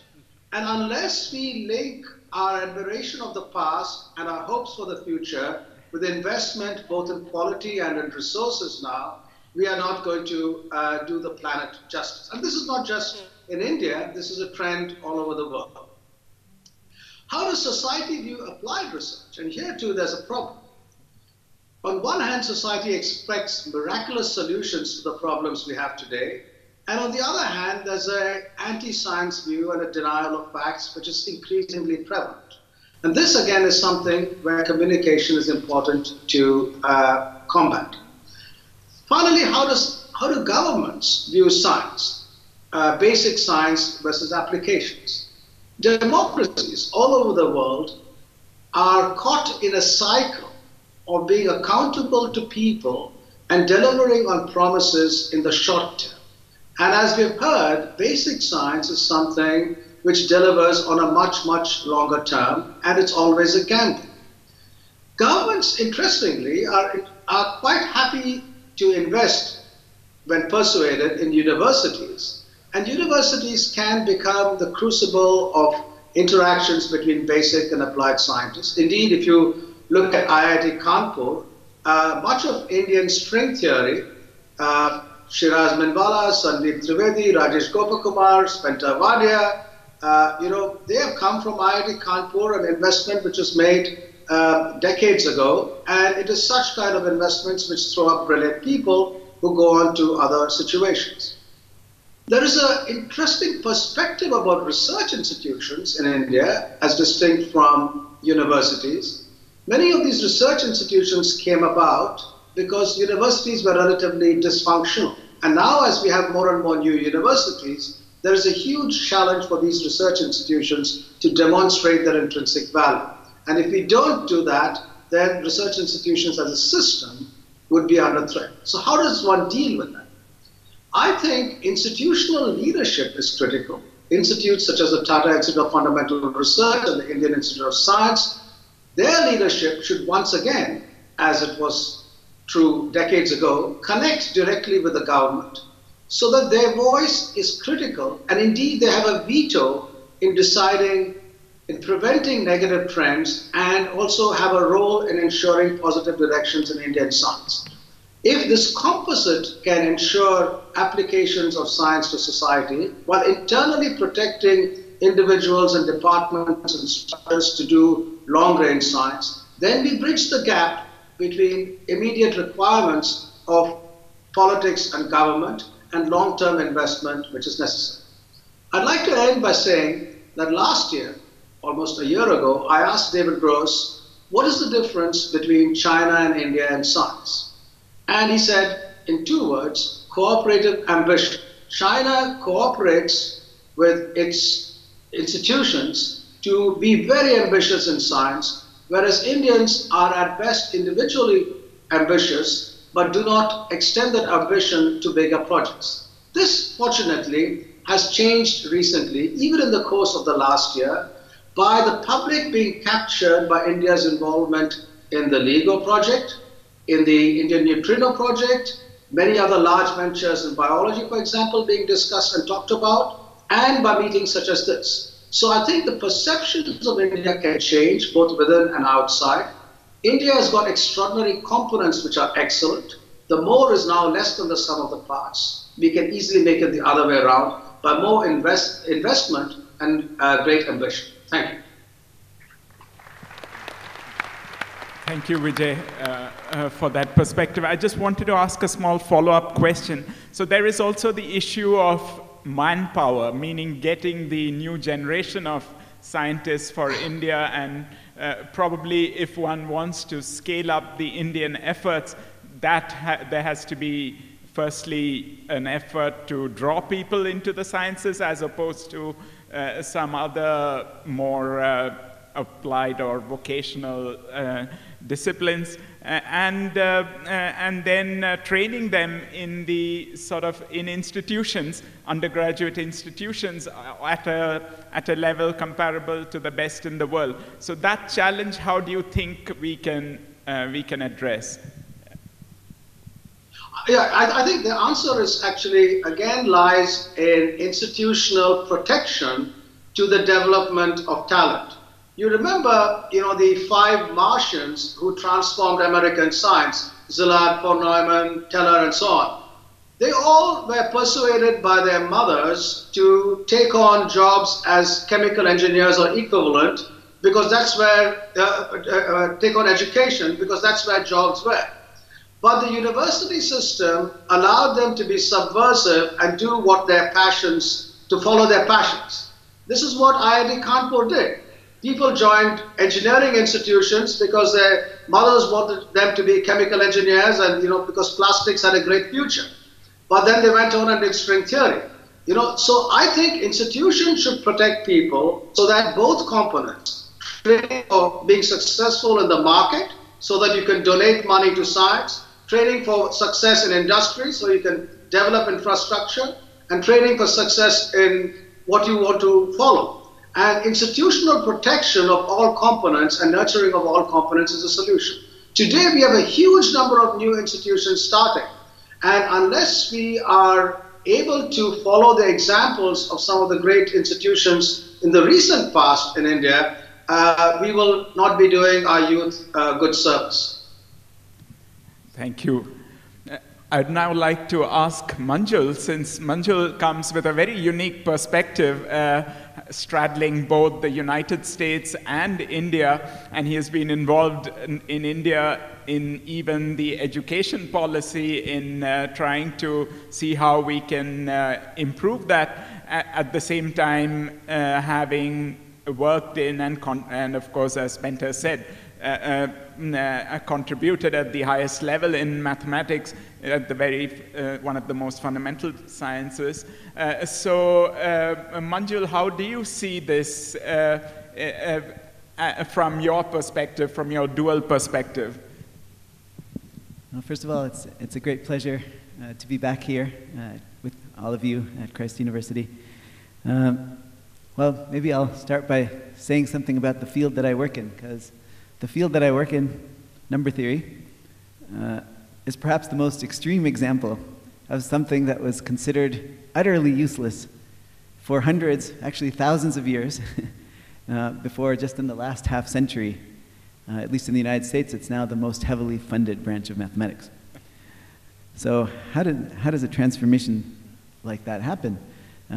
So number theory is the branch of mathematics that just studies the whole numbers. 1, 2, 3, 4, 0, of course, -1, -2, -3, and so on. Those last numbers, 0, -1, -2, -3, were actually added to the number system here in India by Brahmagupta in the year 628. We study these things. We study prime numbers, we study square numbers, we study things that are just guided by what's beautiful. Number theorists find prime numbers beautiful, and we study them. And we studied them as number theorists for thousands of years. And people from the outside would think it's completely useless. In fact, number theorists were very, very proud of how useless it was, the subject that they were studying. Ramanujan's collaborator Hardy wrote extensively in A Mathematician's Apology about how proud he was that his subject could never be used for anything ever. He would be very surprised that just 30 years later, the work that he did was used, and in fact used for things that he would very much disapprove of. So these kinds of transformations really happen. So nowadays, prime numbers are, of course, used every day in all of our daily lives. When we use the internet and we want to send our credit card numbers securely, prime numbers are used in a very fundamental way. So this is something that one could not have predicted. In other words, scientists were thinking about what they were most excited about in the moment, and there's no way they could have predicted that that would be one of the core things that would be needed, core tools that would be needed to keep our communications secure, to do efficient coding, to do efficient cryptography. So these kinds of transformations happen in thinking about useless things. And I think the subject that I work in is one real fundamental example of that. And that's why in the United States, secure communications are so important that it is now the most heavily funded branch of mathematics. So that's why it is very important to fund basic science and for people to really pursue what they're passionate about. It's very important to create that science culture. So in India, often when you ask for investment to happen, they say, well, why do we need to invest? We can just import the technology because it's being done in the United States, or it's being done by our neighbor China. Why do we need to invest in it? And the answer really is that that's not sustainable in the long run, because India has its own unique problems that it has to deal with. One example that came up when I was thinking about education policy, we wanted to put solar panels in villages. And solar panels are often developed not in India, but they come from outside. And they were tried in some villages. There were some pilot projects where you put solar panels to try and get electricity for schools. And they were destroyed within a couple of weeks. Why? Because monkeys really like solar panels that are made abroad. They're purple in color, they're shiny. Monkeys love them, and they destroy them within a couple of weeks. Now, this is not something that would have happened in other countries. That's a problem unique to India. And that's why it's important that India does its own developmental work, its own pure basic research. That's just one example. Monsoons. ICTS has this great program to study weather patterns and monsoons. The way monsoons happen is very unique to India. We need our own climate scientists. We need our own people who study weather. And to study weather, you need physicists. You need what the effect of monsoons. You need biologists. You need city planners. So all those ingredients are needed inside India. You can't import that technology to really solve the problem that monsoons cause to humans in India every year. So it's very important to have that basic science culture in India, that very basic repertoire of knowledge built within India so that when the societal need arises, we have it here in India. And for that, two things are required. One has already been mentioned, which is investment. We really need to invest in the huge amount of talent that is here in India. There's no doubt that India just has incredible talent in mathematics and in science, but it's not always fostered to the extent that it really needs to be for it to be optimally useful in India. So investment in science is very important, but along with that is needed a change in societal attitude, that willingness to pursue things just for the purpose of knowledge, and for people to really pursue their passion because they think it's beautiful or exciting. That attitude is really needed again in India. It was there at the time of Brahmagupta, as we mentioned, of Madhava, of so many of the great scientists of India. That knowledge tradition is there to pursue knowledge for just the purpose of the passion, of the usefulness, the uselessness of it. That attitude is needed again. We're kind of missing that. So when a parent or society sees an incredibly talented child in science or mathematics, they say, oh, well, you must become an engineer. And there's nothing wrong with being an engineer. If the passion is for engineering, that's fine. But the fact is that lots of children who are talented in mathematics, who are talented in pure science, they're also asked to go into a subject that's not exactly what they're passionate about. And that's the problem. And that's the societal change that is really needed. We actually, to give the government a little bit of credit, there are these Indian Institutes of Science, Engineering, and Research that have been opened all over India, modeled after the IITs, but made for scientific research. They're having trouble filling their faculty positions because very few young people are actually going into science. So we need both of those things. We need investment, which there is already some that can be used, but we need that societal attitude to bring people to use that investment that's already happening in science education and research. People following their passion is what's best for the individual and what's best for society. And the investment is starting to be there already to bring in those people, but we need that societal change. Everybody should do what they're passionate about so that we get the best research happening, the best work happening in every field, not just in a couple of fields that is happening now. Thank you, Manjul. Very true. And I just wanted to add to something that Manjul mentioned about the monsoon. It is very important for India, but it's also scientifically a very challenging problem. It is an intrinsically complex system which will require, as Manjul said, a variety of scientific inputs. It's not it's not one person or a few people who can probably make headway into understanding its dynamics. It will require inputs from mathematics, from engineering, fluid dynamics, even, as he said, from biologists and so on, earth scientists. So it's a very complex problem, but at the same time full of challenge, and that's what young people like. They like challenging science problems, and this is what is one of the reasons why fundamental sciences attract very bright people, because there is a challenge, an intellectual challenge that what Robbert mentioned about your imagination leaping forward and tunneling through to a solution to something that is at the moment not obvious. So I'd like to come back to Robbert in the light of all these discussions and what we started with, what Flexner talked about in terms of the globalizing. So what do you think were his reasons, and what do you think Flexner thought was the dynamics of this moving around the world? Well, perhaps important to emphasize that people like Flexner were very important, not because they were a great supporter of science and they were not great scientists, but they thought about the mechanisms and the institutions. And I think that's absolutely crucial. And I think particularly, going back to India, I think the great advantage of being in a very strong and rapidly developing situation is that you can take advantage of what's known about how to create these ecosystems. And so it's not, I think, only a matter of investments and having great talent, but also people are willing to think about new institutions.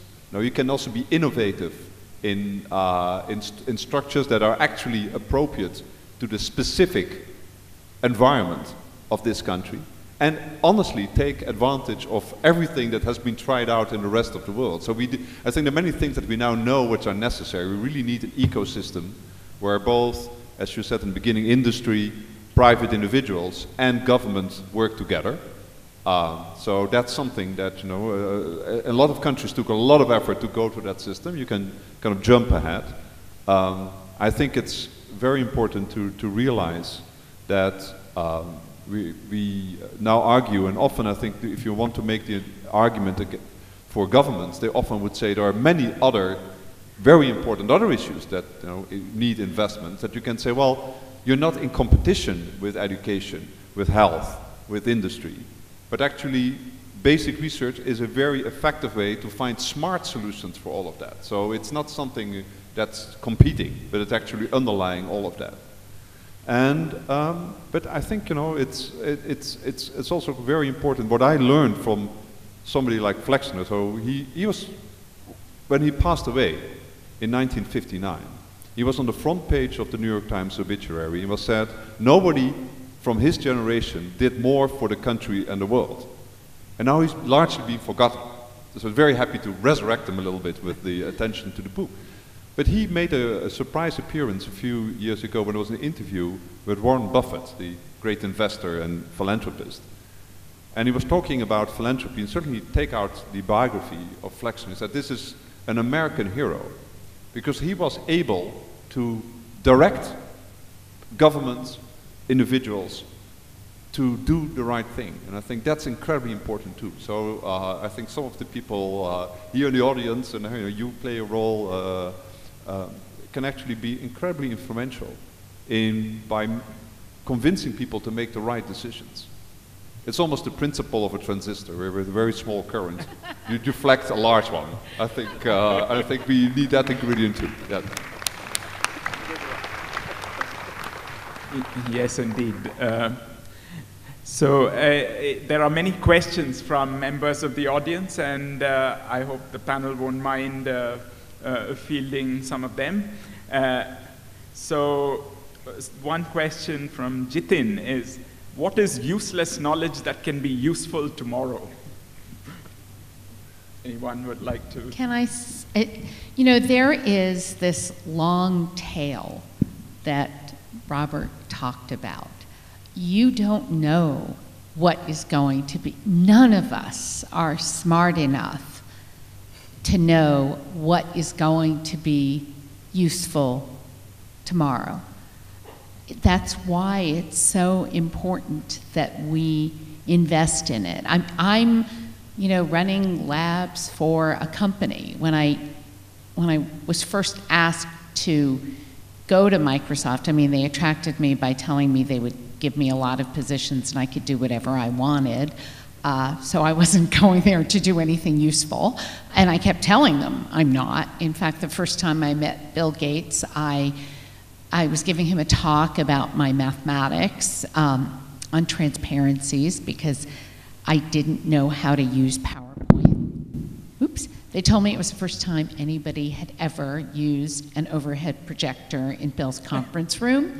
And Bill didn't care at all. And then I said to him, I really want to congratulate you for hiring somebody whose work can't possibly pay off for at least 100 years. And he said to me, let me worry about that. You don't worry about that. And he was right. About 5 years later, I said to him, okay, I guess, I am kind of useful. And now I run 3 labs. Still, I pursue beauty. The last 12 years or so, Christian Borg's in the audience and I and some others have developed a theory of limits of graphs, which just, we've published over 1,000 pages of mathematics. I thought, okay, I'm just not doing anything useful. And then I went to a machine learning conference and all these people were using it to do machine learning on big networks like Facebook and LinkedIn. And, so you can't know. As I manage my labs, what I say to the people at Microsoft who sometimes would like to see results more quickly is I say, look at my portfolio. I can't know, you can't know what is going to be useful. But if I so I let 1,000 flowers bloom and I hire very smart people and I let them pursue their passions. They're immersed in an environment where they're going to hear about, the problems of today, but let them pursue it and I will just look at those flowers And if there's one or two that I think might be useful, I don't know in advance which they're going to be, then I water those flowers and I make sure those flowers get to the right people. And, you know, Microsoft keeps giving me more labs, so I guess they consider this a good investment. And, you know, these are people who have a fiduciary responsibility to stockholders. But if you know, invest in something with a long tail, you are going to find useful things. And it is the fact that we don't know what is going to be useful tomorrow that makes it imperative that we invest in basic research.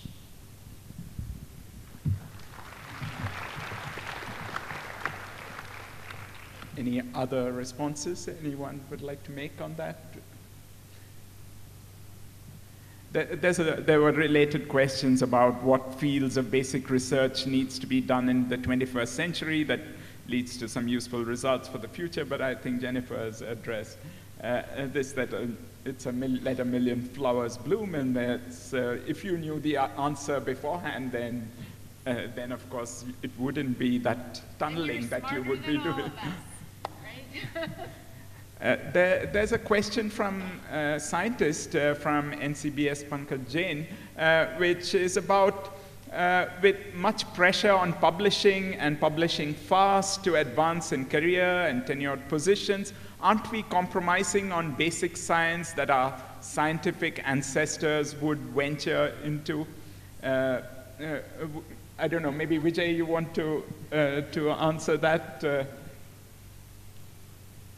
Yes, I'd be happy to answer that. I think there is a problem in biology in particular, less so in other sciences, of conflating the derivative with the primary purpose of science. So instead of pursuing the scientific question which you're passionate about, many scientists all over the world feel that they're compelled to pursue outputs in specific journals and meet certain requirements for promotion and tenure and so on. And this is a very, very dangerous trend.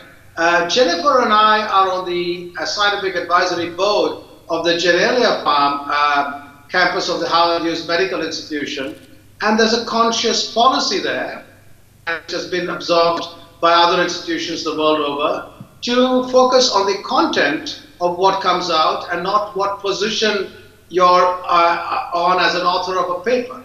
And therefore there is a backlash now, and that's becoming widespread about with biologists using preprint archives a lot more against this metric-driven approach to science. And hopefully we'll be able to grasp that opportunity both as individuals and institutions and push back against looking at metrics as an assessment of science. Thank you. Robbert? If I can just kind of underline that, I think there's, apart from now for the scientific community, looking, say, at governments and saying, well, we want more support, there's also the question, what's the architecture of science that we build?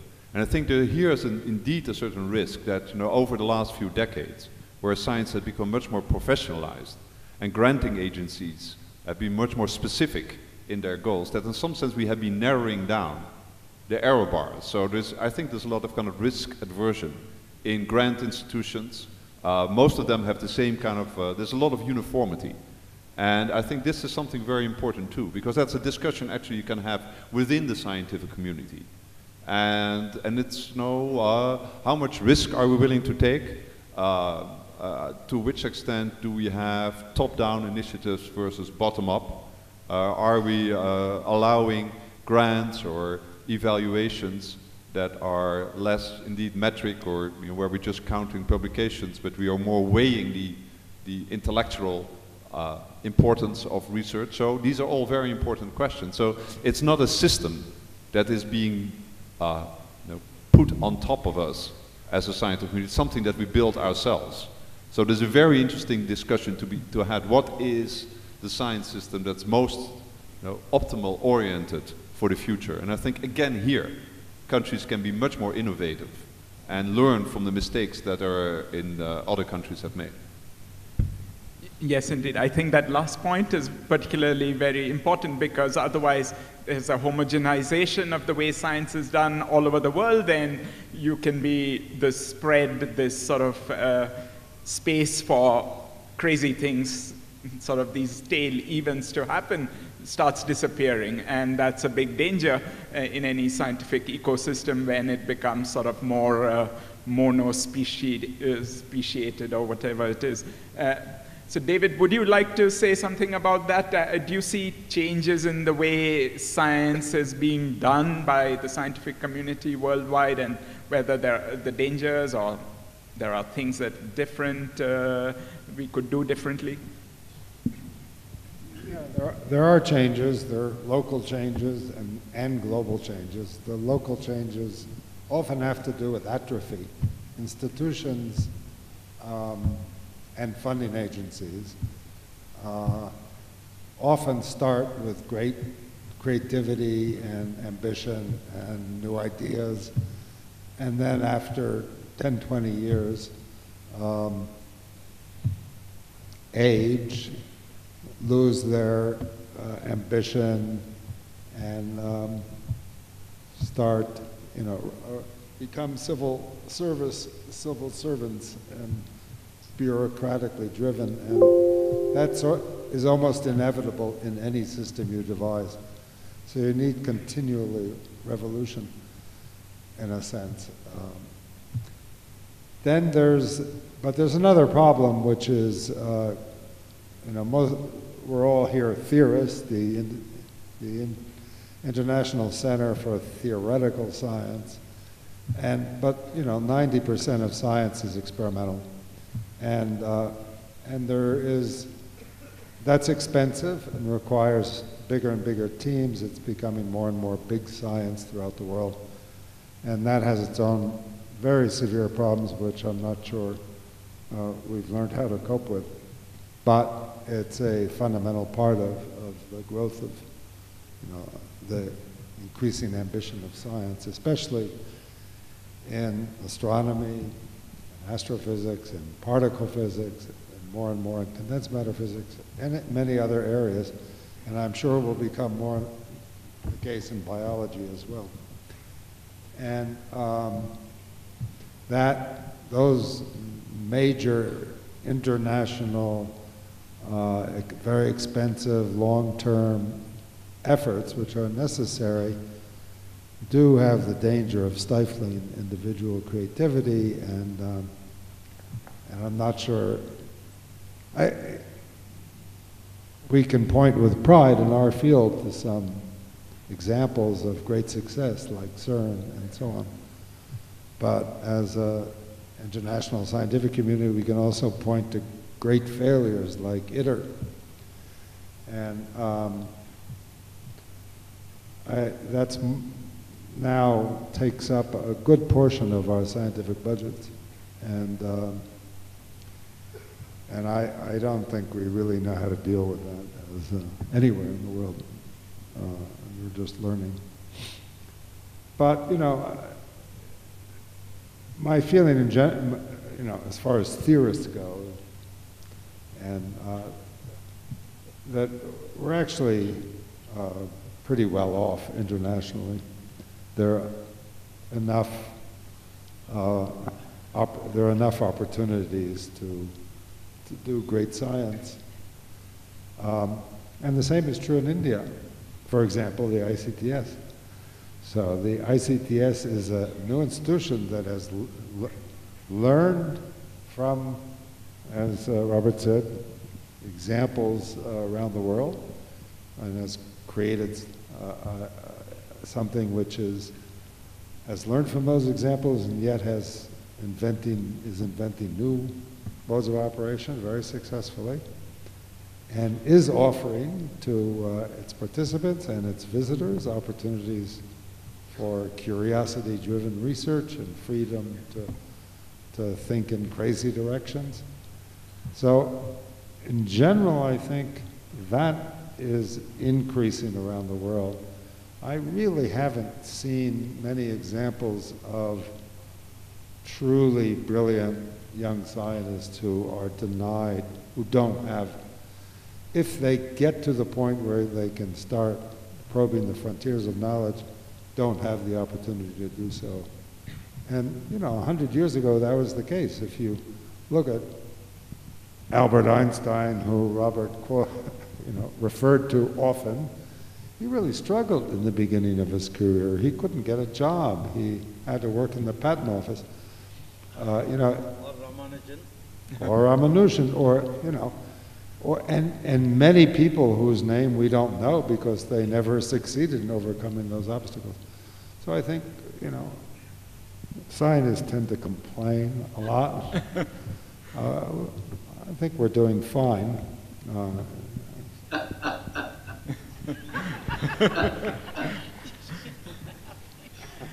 So, you find that funny, Vijay?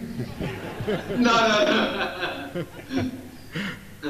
I do think complaining is very important because it keeps everyone on edge. So, while it makes my life tough, I welcome it.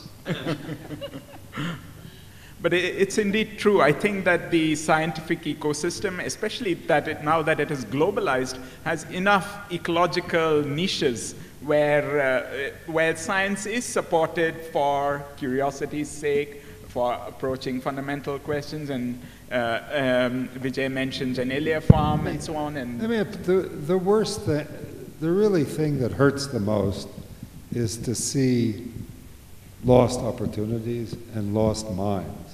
Absolutely. What I learned from Manjul, maybe you should comment on this, who is here engaged in studying and trying to formulate educational policy for the government of India, that there are tens of millions of young children, kids, who are coming out of school in India every year and who are both illiterate and innumerate. They can't read and they can't add. And, that's the greater tragedy, yes. That's really tragic. It hurts.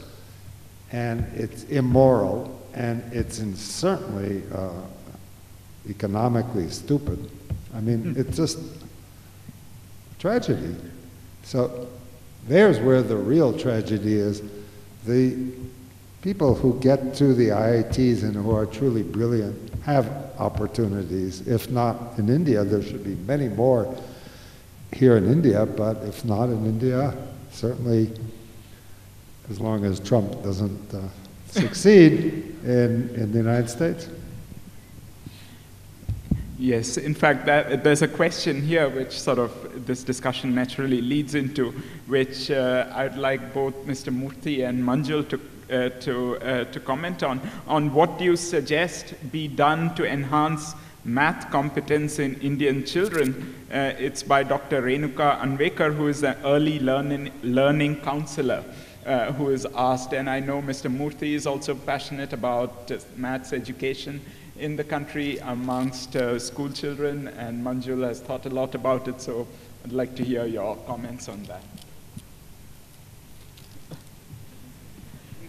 In fairness, the expert should speak first, and then bullshit can follow that.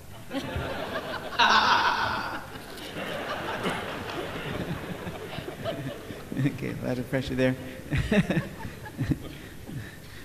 Maybe I wanted to start with just I think we drifted from the previous question a little bit about how promotions should be done in science. Sometimes there's undue pressure on counting publications and not enough emphasis on quality. So one thing that across the board, from early childhood education all the way to higher education, but in particular with respect to the question that was asked, there has to be more emphasis on quality and creativity rather than quantity. And that's something that has to be instilled in the system. And how can that be done? Well, the people who are in charge have to be people who understand. So for example, in the scientific world, the people who are in charge have to be scientists. so that they can judge quality and creativity in the work that they're judging rather than just having to count publications. So that's something that really makes a difference at a place like TIFR or ICTS or IISc or NCBS. These top science institutions of India, the directors are eminent scientists. And so at these institutions, there isn't pressure on publication and counting publications, but they're really there, and they have a system in place where they can judge quality and creativity. At Princeton too, this probably couldn't happen in India, but in Princeton I was actually hired with no publications for my PhD thesis. I had absolutely 0 publications, but they hired me anyway. I feel lucky about that. The fact that they were willing to just judge, okay, well, this person has done some work of quality, even if they have 0 publications. So that's something that is missing at many universities, that where vice chancellors or other administrators are political appointees rather than people who are doing the work and who can judge quality. So that's one thing that if it's changed across India, not just at the top institutions, but across the board, that administrative system that consists of experts in the things that they're administrating really makes a big difference. And that comes into the question about literacy and numeracy. We need good administration also at the school level. So right now, we went to talk to teachers in areas where there is, the kids are just coming to school and not understanding anything because they haven't learned to read and write yet. They haven't learned to add or subtract 2-digit numbers. There are about 100 million young kids in primary school right now that actually cannot add or subtract and cannot read or write. And we ask teachers, well, why is this happening? And they say, well, when the administrators come to check on us, they check whether we are covering the curriculum. They're not checking whether anyone is understanding anything. So this is a basic problem in administration. They have to be checking learning outcomes rather than checking whether the syllabus has been covered. So sometimes only 10% of the kids in the class are following what the teacher is saying, and the rest are just going through the motions and coming through school. So this kind of administrative change where the experts in early childhood education, in school education, are the ones who are overseeing that the correct kind of learning outcomes are happening rather than just checking, oh, you covered this much of the textbook. That's somehow the wrong attitude and the wrong way of administration. So that's something that really we need to change. And that's the overall message that I want to give, is that you have to have the experts who really know what they're administering at the top, not necessarily political appointees or appointees that are not based on merit. We have to go back to a merit-based appointee system of administration. Even school teachers, in many cases, are sort of political, so to say political, meaning it's based on a patronage system, and then you lose sight of pedagogy in the whole process. Exactly. Mr. Moore. Well, large developing countries like India have dual challenges. One is, how do we encourage a small number of extremely bright, high potential students in mathematics?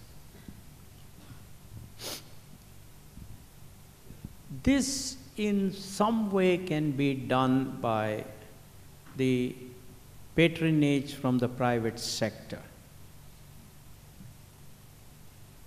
In fact, Manjul and I have discussed this.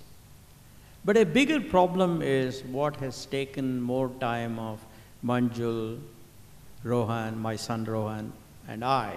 And that is, well, and then Srinivas, who is a physicist. And there the issue is, how do we nudge the government, Vijay is there, nudge the government to move towards providing better quality of mathematics and science education to the large masses. We probably have about 150 million school students, primary school students. And this is not a small number, this is a large number. And this is spread across a huge country. And this is not a challenge that can be easily taken up by any private entity. It has to be necessarily taken up by the government for very many reasons. I don't want to go into the reasons here. Now, the only, and the government needs to do two things there. One, how do we improve the quality of teachers in the primary, middle, and secondary schools to teach better mathematics? I mean, not better mathematics, to teach mathematics better. Second is, what kind of collaterals have to be provided to the children so that their curiosity is enhanced, their imagination is enhanced, their enthusiasm is sustained. I suppose the private sector or institutions outside the government can add some value in the second part. In fact, that is where I have had discussions with Manjul, I have had discussions with Srinivas on, can we provide better, can the private sector work towards providing better quality of textbooks for these children so that they can understand mathematics and science better. First, it has to be produced in a certain language of India.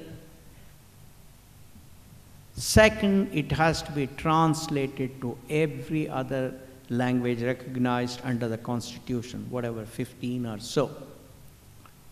Third, it has to be distributed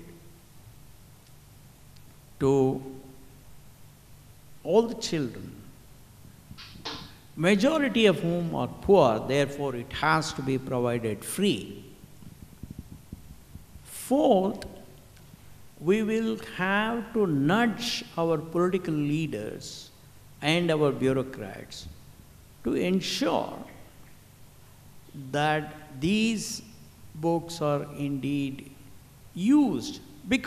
Not because we don't want pluralism, not because we don't want discussion, debate on what other things can be done. It's just that nothing else exists, or whatever exists has proven to be not very useful in doing whatever I talked about. I think this is a huge challenge. This is not an easy challenge. And I'm very happy that Manjul is part of a group that the central ministry has appointed to move in that direction. Thank you, Mr. Murthy. I think we are already running now a little late, and I'm sure this fascinating discussion could go into so many different directions, a bit like the photo that Robbert showed of the river taking so many different directions. I think that was a wonderful metaphor, by the way.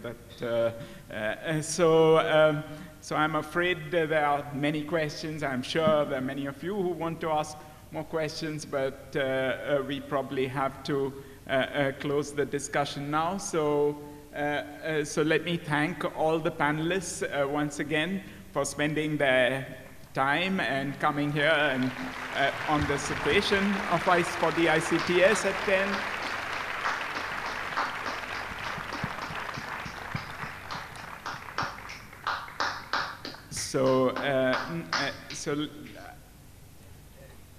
So we have, on behalf of ICTS, a few bouquets for the panelists.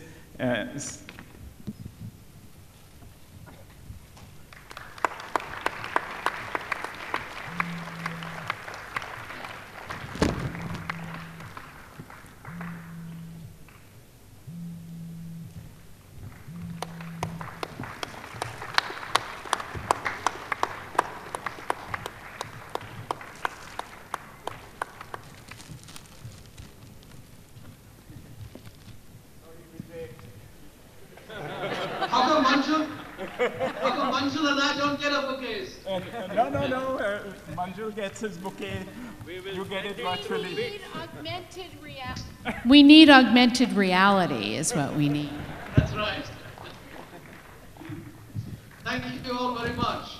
Thank you, Vijay, for joining in, especially. Yes, I know you're really busy. It's a pity we couldn't have you here in person, but this was almost as good, augmented reality. So thank you again, all of you, for joining in on this occasion, and have a very good evening.